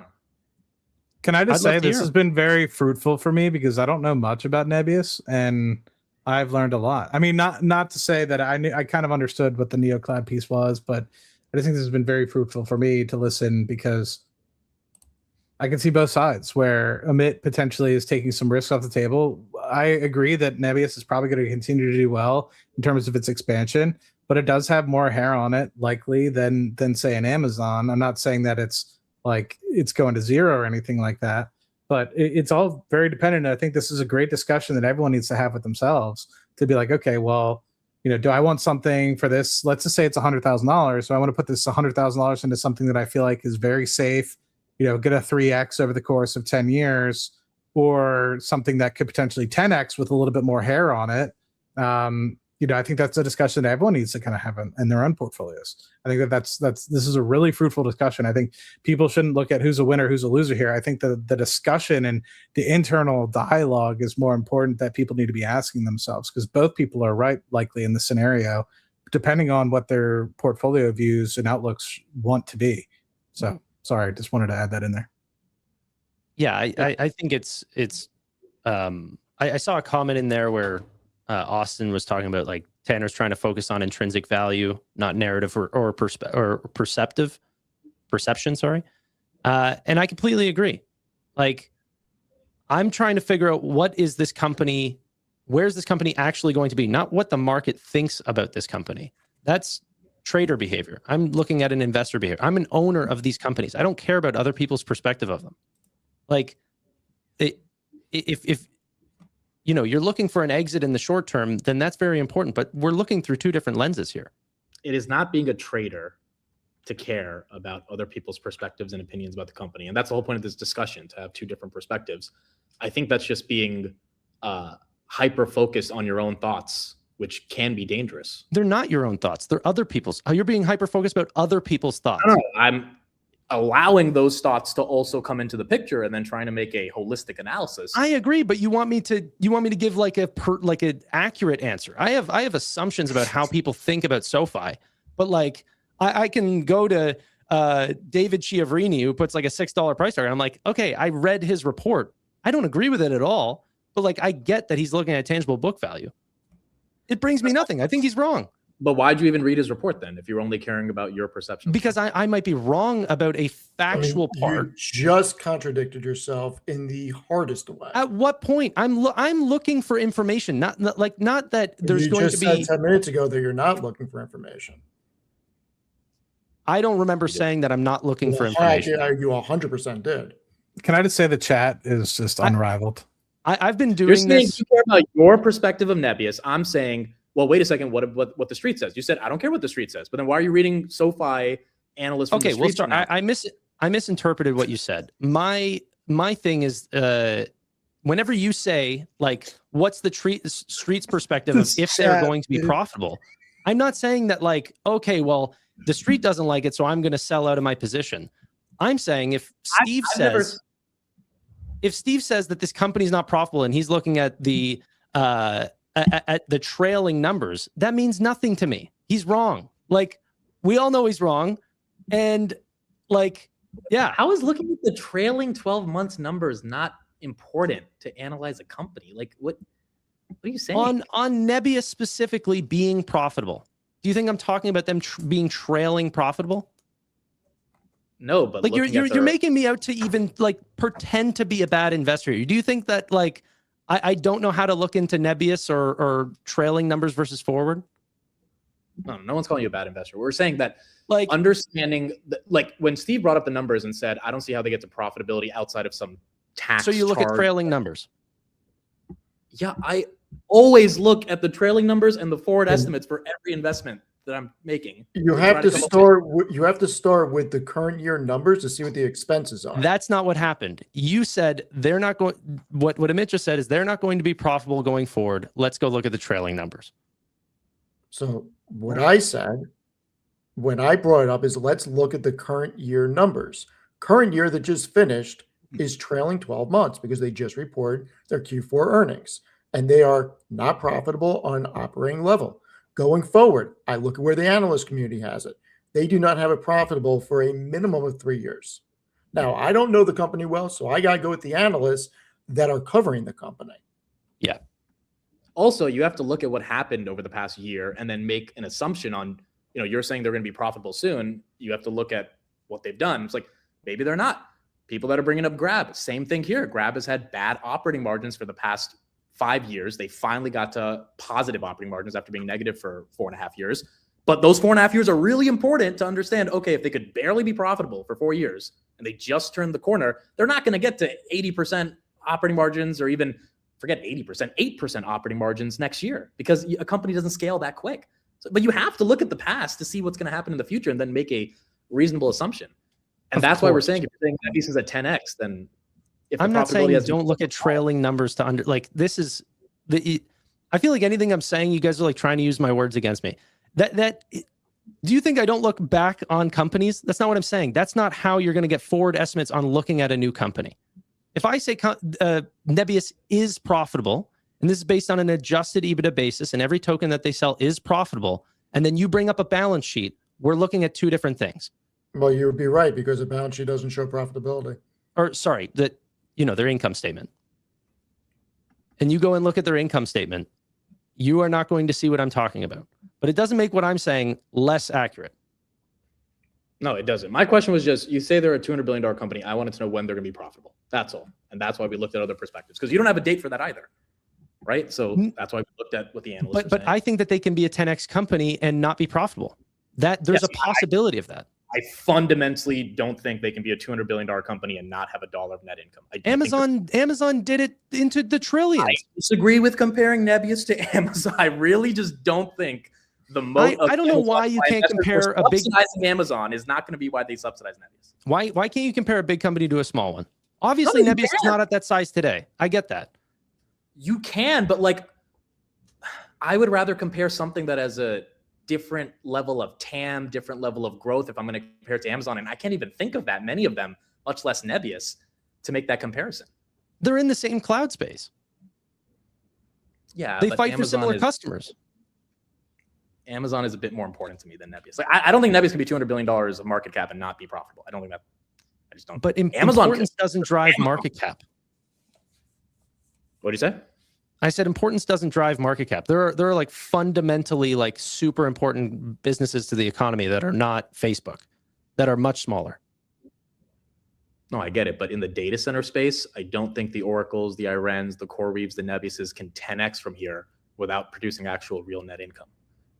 They could have hundreds of billions of revenue, but what does it matter if none of that's coming down? I mean, the memory names that have more than 10x have done it because of EPS growth, not revenue growth. And they have way better EPS and revenue growth than the NeoCloud. So I don't know how you can say a Nebius. Yeah, also, OpenAI and all of these companies, these are $840 billion non-profitable businesses. In profitability, nowhere even close. Yeah, Tanner, if those in private markets. Public, if they were public, I don't know if Anthropic holds on to. There would be more liquidity. Yeah, there would also be more short selling when the Department of War says you're a supply chain risk. You can't compare them to the private markets at all. Well, that was Anthropic, not ChatGPT. But yeah. Same with OpenAI. When they have a bad headline, when they have a lawsuit, dude, the private markets, same with Stripe, same with Databricks. I just personally don't believe Nebius or APLD or any of these names can become multi-$100 billion companies without being profitable. And that the sort of linchpin of this debate is dilution versus profitability versus what you say is more profitable, which is adjusted EBITDA, versus when do they actually get to real net income profitability, which creates the PE multiple that actually makes sense to the big guys on Wall Street, which is what Micron's done. SanDisk has done it. Western Digital is. All of those guys have gone through this growth, losing money phase and turned into profitability. And now you could argue they're undervalued compared to their PE. I don't see that with the neoclouds at all. Not yet. I just think it's the different stage, right? Like for Nebius, and the reason why I can't give you an exact number on when they're going to be profitable is because anyone trying to bet or guess even 2 years out in AI has been wrong, right? What's going to happen, the token use, the total need for compute. So I think maybe ask yourself if you believe that a Nebius or some of these companies can get to hundreds of billions of dollars in revenue. You know that those tokens are sold profitably because how else would they be? they're not selling them for a loss. And then whenever they're done building out and the depreciation, they're actually starting to get benefit from chips that are fully depreciated over 4 or 5 years, but yet they're still running 6, 7 years later. Profitability and margins will stack pretty quickly. And then that will get you your answer. But I don't have, I've got personal, maybe this will happen over a 7-8 year span, something like this, like the build out time. But there's nothing wrong with that. But I'm not people want to hold me to certain timelines. It might be 5 years. It might be 10 years. I've got no clue. But the great thing about shooting for 10Xs is if I try to shoot for this type of company and it's not a 10X and it's a 2X, that's a massive miss from my expectations, but I still 2X. No, I think Nebius is one of those very easy names for me to invest in where I think there's a ton of upside. It's growing faster than anyone could. I think honestly, whenever companies compound at over 200% rates, it just actually breaks your brain. It's hard to fathom that this is not going to be the company that it is next year. It's not going to be remotely the same company 2 years from now. And the market cap will have to adjust very, very quickly. Just like a ChatGPT or an Anthropic did, going from a $30 billion, $50 billion valuation to an $800 billion valuation. And no one's focused on profitability because they realize that this is going to be a meter-like business that once it's set up and once they have their customers set, that it'll just be pay by hour, pay by usage, over and over, recurring revenue. There will be no cycle. There's no cycle in AWS's revenue. It's just up every quarter. That's the business that Nebius is playing in right now. Yeah, I mean, for some of these vibe coding things, like the Replit that I'm using, you get a certain amount of tokens, and you can wait until those tokens either reset. And so Steve's familiar with this because he uses Claude. You could either wait after 4 hours, or you could keep going and they charge you. So it's pretty interesting. I obviously am not willing to wait, so I built and spent way more than I should have for the monthly subscription, by hundreds of dollars. But yeah, I think that they definitely have a formula. Whether or not that formula entices them to just lose 1%, 10%, etc., and then you have to pay SG&A on top of that, of course, with share-based compensation. But they know pretty much how much they're paying and how much they want to flow through. Just like Palantir, when we had that discussion with them in August, they kind of say, well, some of these contracts we set up as an idea is it's like usage based, and or sometimes we just have a flat contract of say 10 million just to get in the door, and then we'll update it based off of usage or their average usage in the future. So I don't know. It's interesting to see how this will continue to persist. I want to ask you guys your thoughts on this. Did you see the new iPhone they're coming out with, supposedly? Foldable iPhone? Dude, I'm not buying a foldable phone. No Doug way. loves his fold phone.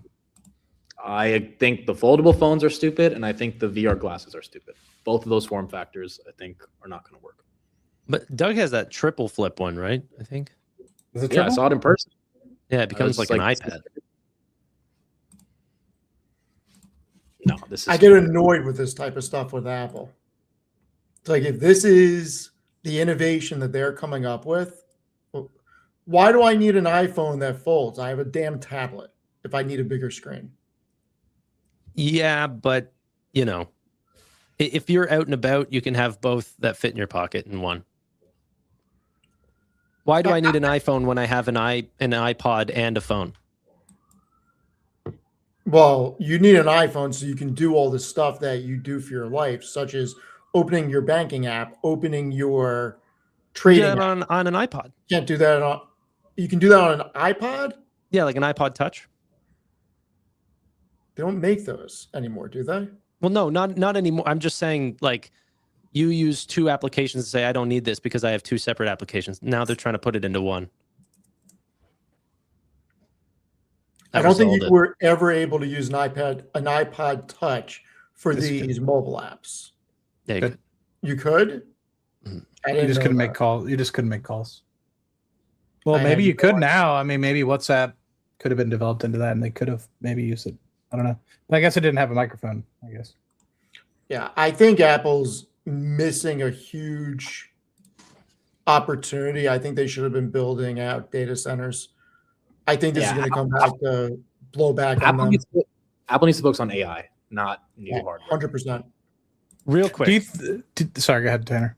Oh, I was just gonna say, looks like Meta is not doing so well on the AI side. Avocado is looking like it's going to be delayed, and I see some people defending that. Who knows if it's not going to be delayed continuously as well?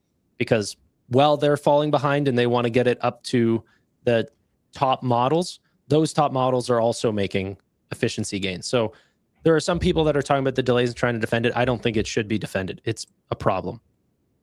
That being said, I if don't they think have it matters that it's getting delayed, though. sorry, I don't know that it matters that it's getting delayed. The reality is that avocado getting delayed is not hindering their revenue or profitability. yeah, but they might just be spending tens of billions of dollars on nothing, Maybe. and that's the question. But here's the thing I was going to ask: if they abandon their AI projects, which I don't think that they're going to just yet, I don't think they're ready to call it quits. But do you think that they actually will start selling external compute, considering that they set up all these data centers, they have all this compute lined up? Could they enter the space to sell it off to other customers? I think they're going to get into that game regardless, because I think that they are seeing from the big three that segment is very profitable. I think that just becomes a revenue line regardless for them, in addition to hosting their own stuff. That would be like a cloud then, essentially. Yeah, I think that they'll make a hyper cloud or a multi-cloud. Bad for Nebius.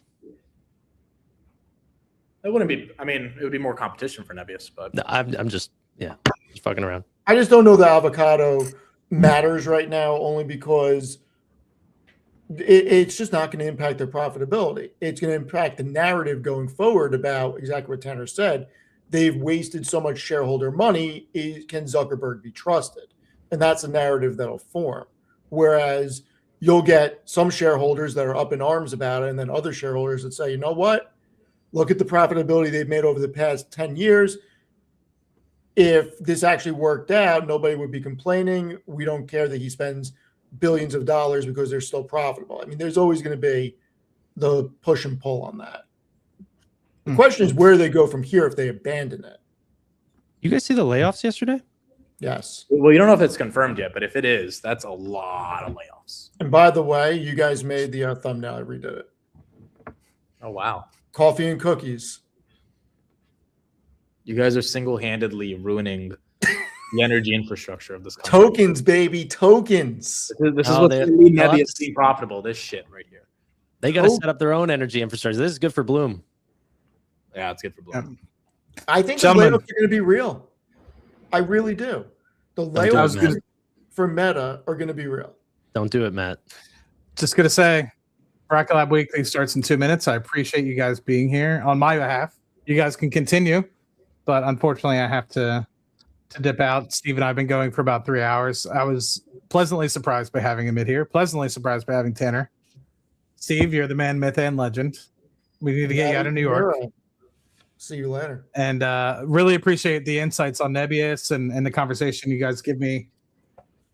Food to digest on for the stock market always. You guys are a true treasure for the community. So appreciate you guys. And if anybody wants to join for the Rocket Lab Weekly, but don't want to disrupt the 600 or so watching on Steven's channel, and look forward to watching Amit's Alex Karp interview after this. And as always, you guys keep it up.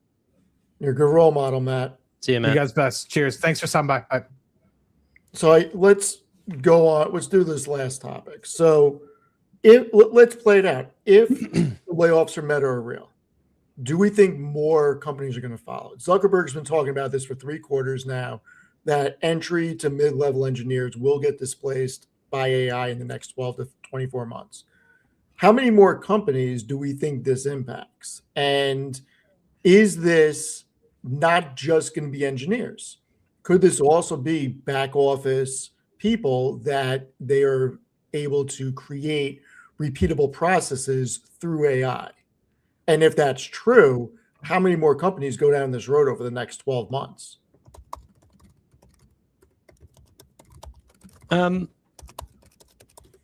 I think it's going to continue to happen, but like I think you're going to be able to do a lot more with smaller teams. I think Jack Dorsey was telling the truth there. I don't think it's just because they were failing.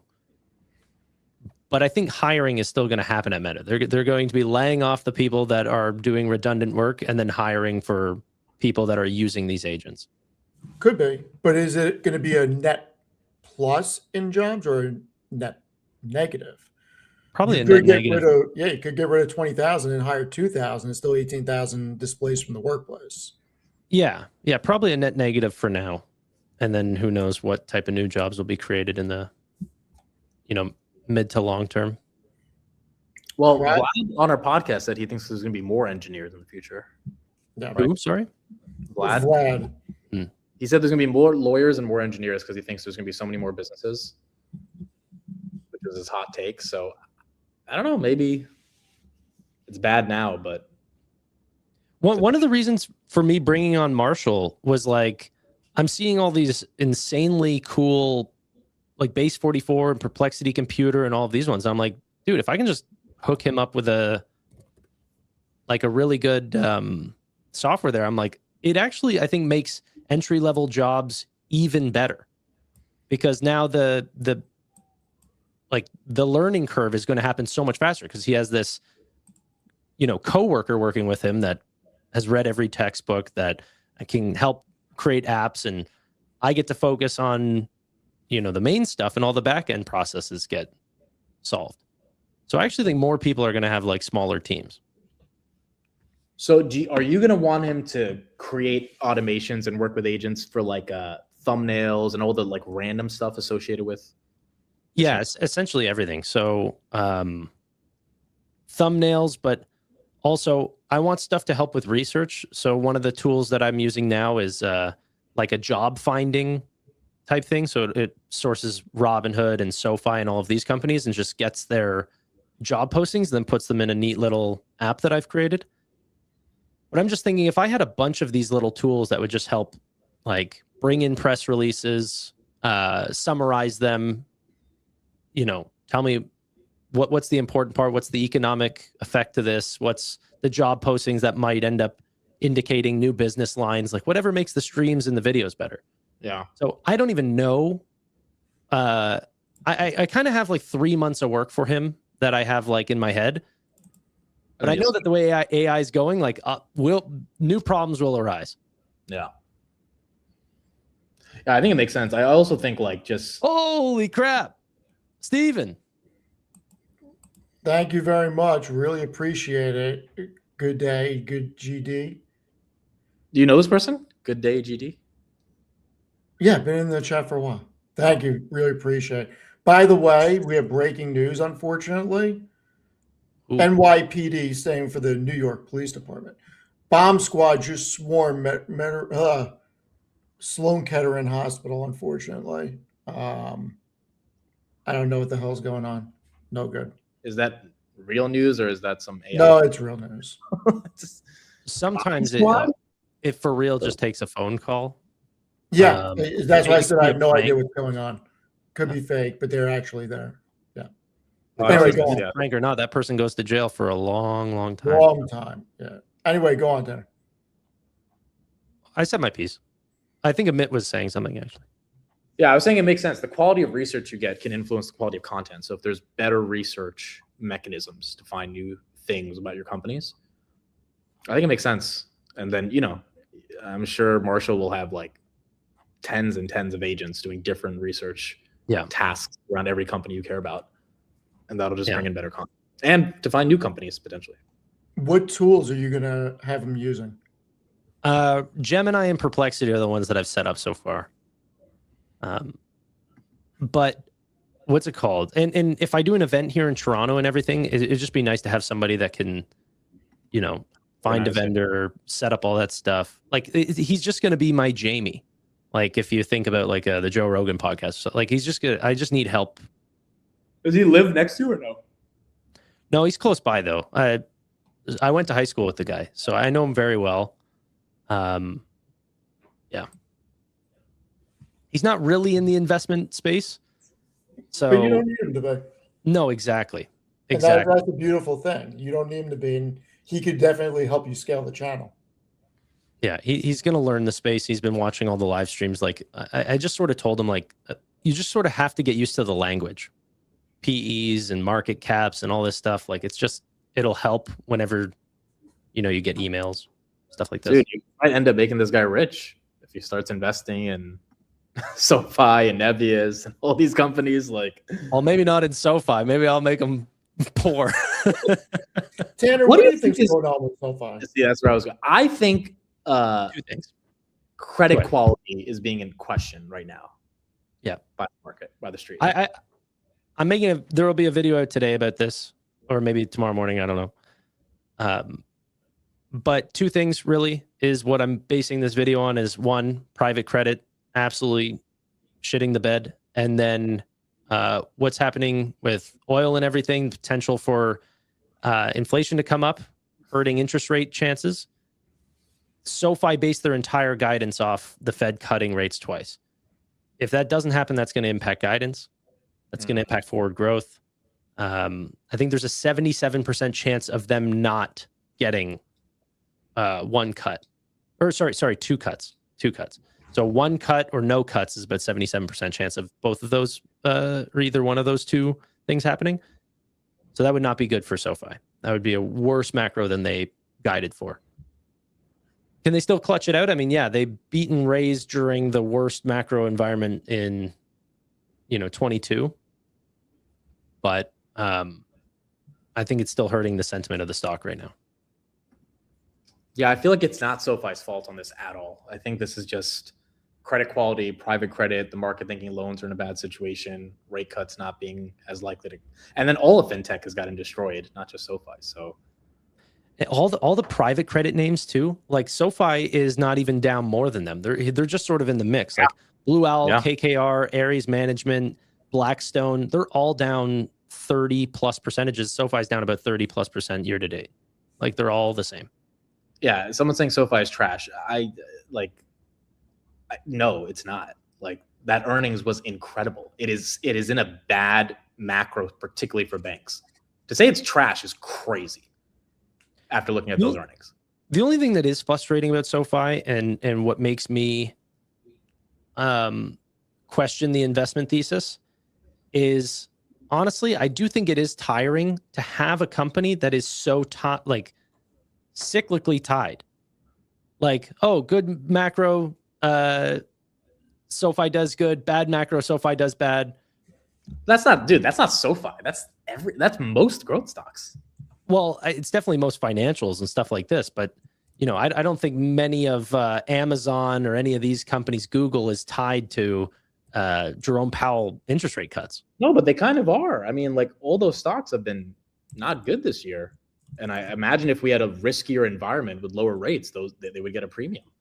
Not to say that they're contingent on rate cuts like SoFi is, but I agree. They're definitely impacted, but it's like with or without leverage. It impacts SoFi more, up and down. Like when it's good, it's great at SoFi. That's for sure. I mean, same thing with the hood, right? What do you think about the February metrics? Because I didn't think they were good.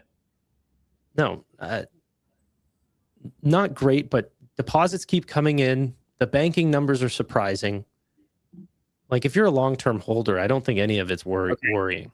Agree. If you're legit long hood, you see the growth, but obviously the metrics are not enough to I don't know if they're going to hit the analyst expectations for revenue in Q2 of 1.25 billion. I need to I need to run the numbers. I haven't looked at it, but March is ugly, or like as February. I don't know if we hit those numbers, bro. So Yeah. yeah, it's cyclical as well. The thing with Hood is it's not a 1-year investment. Agreed. They stand to benefit, I think, more than SoFi. I think they stand to benefit the most out of the great wealth transfer that's going to happen. And I said this yesterday. I think SoFi's messaging is trash. I think it's absolutely trash compared to Hood. And that's me not owning a single share of Hood and owning a lot of shares of SoFi. SoFi does not come to mind, at least for me. I can't speak for anybody else. But when it comes to investing or moving accounts, I think Hood is more a company people flock to look at than SoFi. And I don't know how to prove or disprove that. It's my own personal feeling. I mean, that's probably true just because there's 27 million customers. But one of the things that Anthony Noto does pride himself on is the growth in unaided brand awareness. And that is the metric that you're talking about. Like, whenever you think of banking, does SoFi come to mind? Right. I'm not thinking of banking.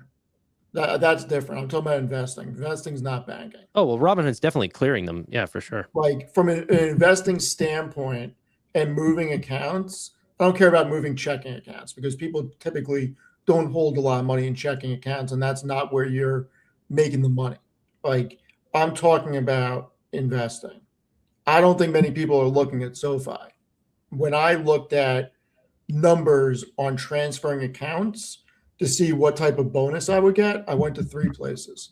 I went to Hood, IBKR, and Fidelity to see where the best match was. I didn't even bother going to SoFi, and I know they have a match. And I have no idea why I didn't even want to go there. Yeah, I think it's said in the chat, like John Kest said, it's not SoFi's focus. Like, they don't, like, SoFi Invest is a byproduct, you know? They're really focused on loans. And if you're looking for a personal loan, the people who do need one, SoFi is top of mind.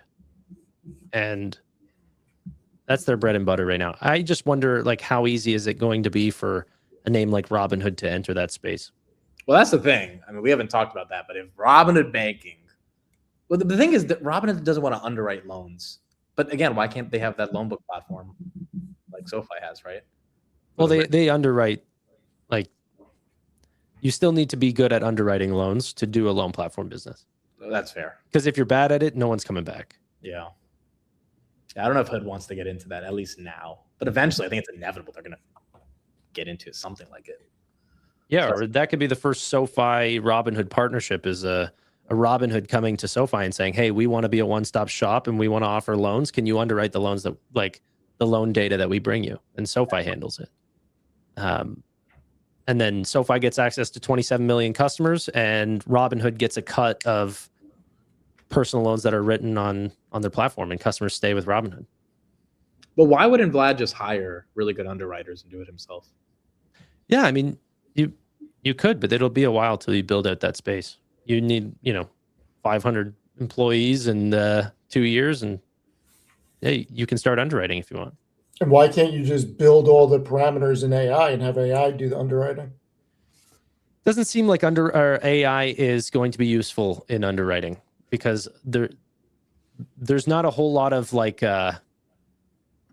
data that it can source or have any advantage versus just any machine learning thing. Like, all the data is available. You ask the customers how much they make, what they need the money for, how they're going to pay back.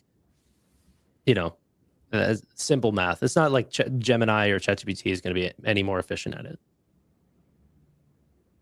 I mean, you have to think it could at least get the same job done. I'm just saying, Anthony Noto said AI is completely useless. You're suggesting you know more than Anthony here. I'm just saying, I don't know if I believe that or not. You're seeing it in the it's why insurance he said that Upstart is essentially not lying, but why they're just having zero advantage. They're not doing any better than JP Morgan or SoFi or anything like this. They have no advantage. The numbers are already available. They don't have to assume anything. Yeah, we'll see. We'll see on that. Is there anything that would make you want to get out of SoFi, Tanner? Missing on earnings. But see, if Robinhood misses on earnings Q2, I don't want to get out of it. I still want to be long, you know? Like, I kind of think with these stocks, you got to give them some leeway. But I just feel bad Noto's not going to get paid. And it seemed like he had a real shot to get. There's no way he's getting his bonus now. No, he needs to get it to 35 by the end of the month, or like 43 by the end of April to have any shot at the 35 PSUs. It's unfortunate. Yeah. That doesn't mean he's not going to get a new package after these are up. Someone said, look at Upstart. Yeah, I am looking at Upstart. It's a piece of shit. Upstart's been a massive failure. Like, SoFi originates more loans than Upstart in their own business. And they just started. Damn, Upstart's down 40% this year. And they just got a new price target from Devin Ryan for $20 or something like this. Man. Well, I think, Upstart could be a cool company, but I honestly think that if there's one strength that the banks do have, it is underwriting. Like, I think people just look at them as being like dinosaurs, like almost like people come into the office and they don't work. It's like, that's not the way we should be thinking about big banks. These are really smart people, some of the smartest businessmen in the world. It's just they are being hyper-focused on what is making them money. And what's making them money is not consumer banking and stuff like this. So they're not fighting to, gain those customers away from Robinhood or SoFi. Where they are fighting is in credit cards, in loans, mortgages, commercial banking. Those areas, they're extremely competitive.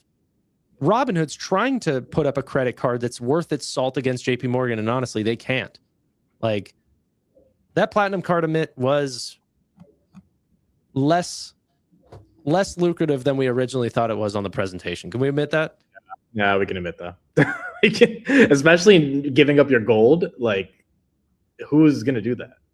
I saw the presentation coming out and I was like, oh my God. Like, I got so excited. And then I started to see the DoorDash is $10 per thing. And like all these, like, the fine print started to come in. It was looking rough. I didn't like, that's what I'm saying. The event was good for the family stuff. Everything else was like, it was like an iPhone S type of an event, An like iPhone S event. Incremental update. You're still not, you met Vlad. Steve, I'm going to give you the email of someone. I'm still on the wait list. You interviewed the guy. Still on the wait list. Also, if you message support, dude, they're going to probably literally, dude, message support right now. Just be like, hey, I just interviewed the CEO. Here's the link. Can I get, he said I would, no, literally be like, he said I could get off the wait list. Can you please get me off? I'm telling you. You like Vlad said I can get off the wait list. Like, I have the CEO's approval. I did that with I did that with my badge at the event. I walked up, I was like, this is not how you spell my name. Can you correct it? And they're like, we are not allowed to reprint at all. And I was like, I just talked to Vlad. He said that you guys can change it. And then they're like, all right. And then they did it. And I was like, you fucking liars. They're like, we can't do it. I was like, don't make me go tell your dad. And then they fixed it up for me. Like, I don't want to be that guy that just emails support and says, oh, Vlad said I can get tell off. them. You're like, bro, I just fucking interviewed your CEO. And so many people have gotten the card from the support just by messaging them. Where it was support in the app? Like, where do I do? Yes, you have to find support. I'm starting to actually believe you might be an illegal. What do you Steve, mean you started to believe I may be an illegal? Steve, you're too smart to be like so scared of technology sometimes. Like, I have faith you will find the support tab in the app. I have faith you will find it. But you act one day we're not going to see Steve on the live stream. He's going to be late, and then you're going to see RICO charges on the, Fiorillo crime family, and it's all going to come crashing down. Oh God. All right. So I guess today I will be sending support an email and say, God damn it, Chris. No, I'm believing it too. You know, I don't know. If y'all are still live, we're not live. We're ending this, right? I'm definitely non-illegal. But, oh boy. All right. I guess we can end it there. Steve's an illegal. Steve is not getting a gold card. And that's where we're going to end it. The gold card is sick. 3% cash back on everything is still mind-blowing. I know. I want one. I freaking want one. Anyway, any last thoughts, guys? No, I'm excited for GTC. Hopefully Jensen pumps it to 190 on Monday. Then I write my covered calls at 195, and then I go to sleep for the rest of the week. I'm excited for Amit's interview with the customer, the small business owner that was a customer of Palantir. Oh, you're going to love it. This guy, the company name is Mixology. It's a fashion brand in New York. I think it was one of those interviews where I was like, oh yeah, this is why Palantir is so freaking important. Bro, they're ICE agents. That's so funny.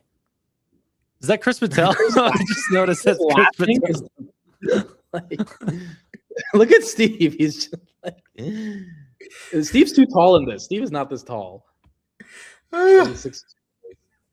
Yeah. Oh, God. All right, everyone. Thank you for being here. We've been live for 3 hours and 20 minutes. We're going to call it. Thank you to Tanner and Amit for coming on. Are you streaming again later today, Steve? Probably. Dude, It's unstoppable. Tank, bro. All right. Just wait for the big announcement in a month from now. Just wait. Ooh. Okay. I just woke up and now I got to go back to bed. Why are you going back to bed? It was a sleep score joke. I'm not going back. I was expecting a laugh. I was going to say, you're going to go to bed and interrogation. freaking mess up your sleep score tonight. Yeah. So we are probably streaming again tonight. If I am, I'll have a link out or a thing up in like an hour. Anyway, thank you everybody for being here. Really appreciate it. We'll see everyone later. Have a good night.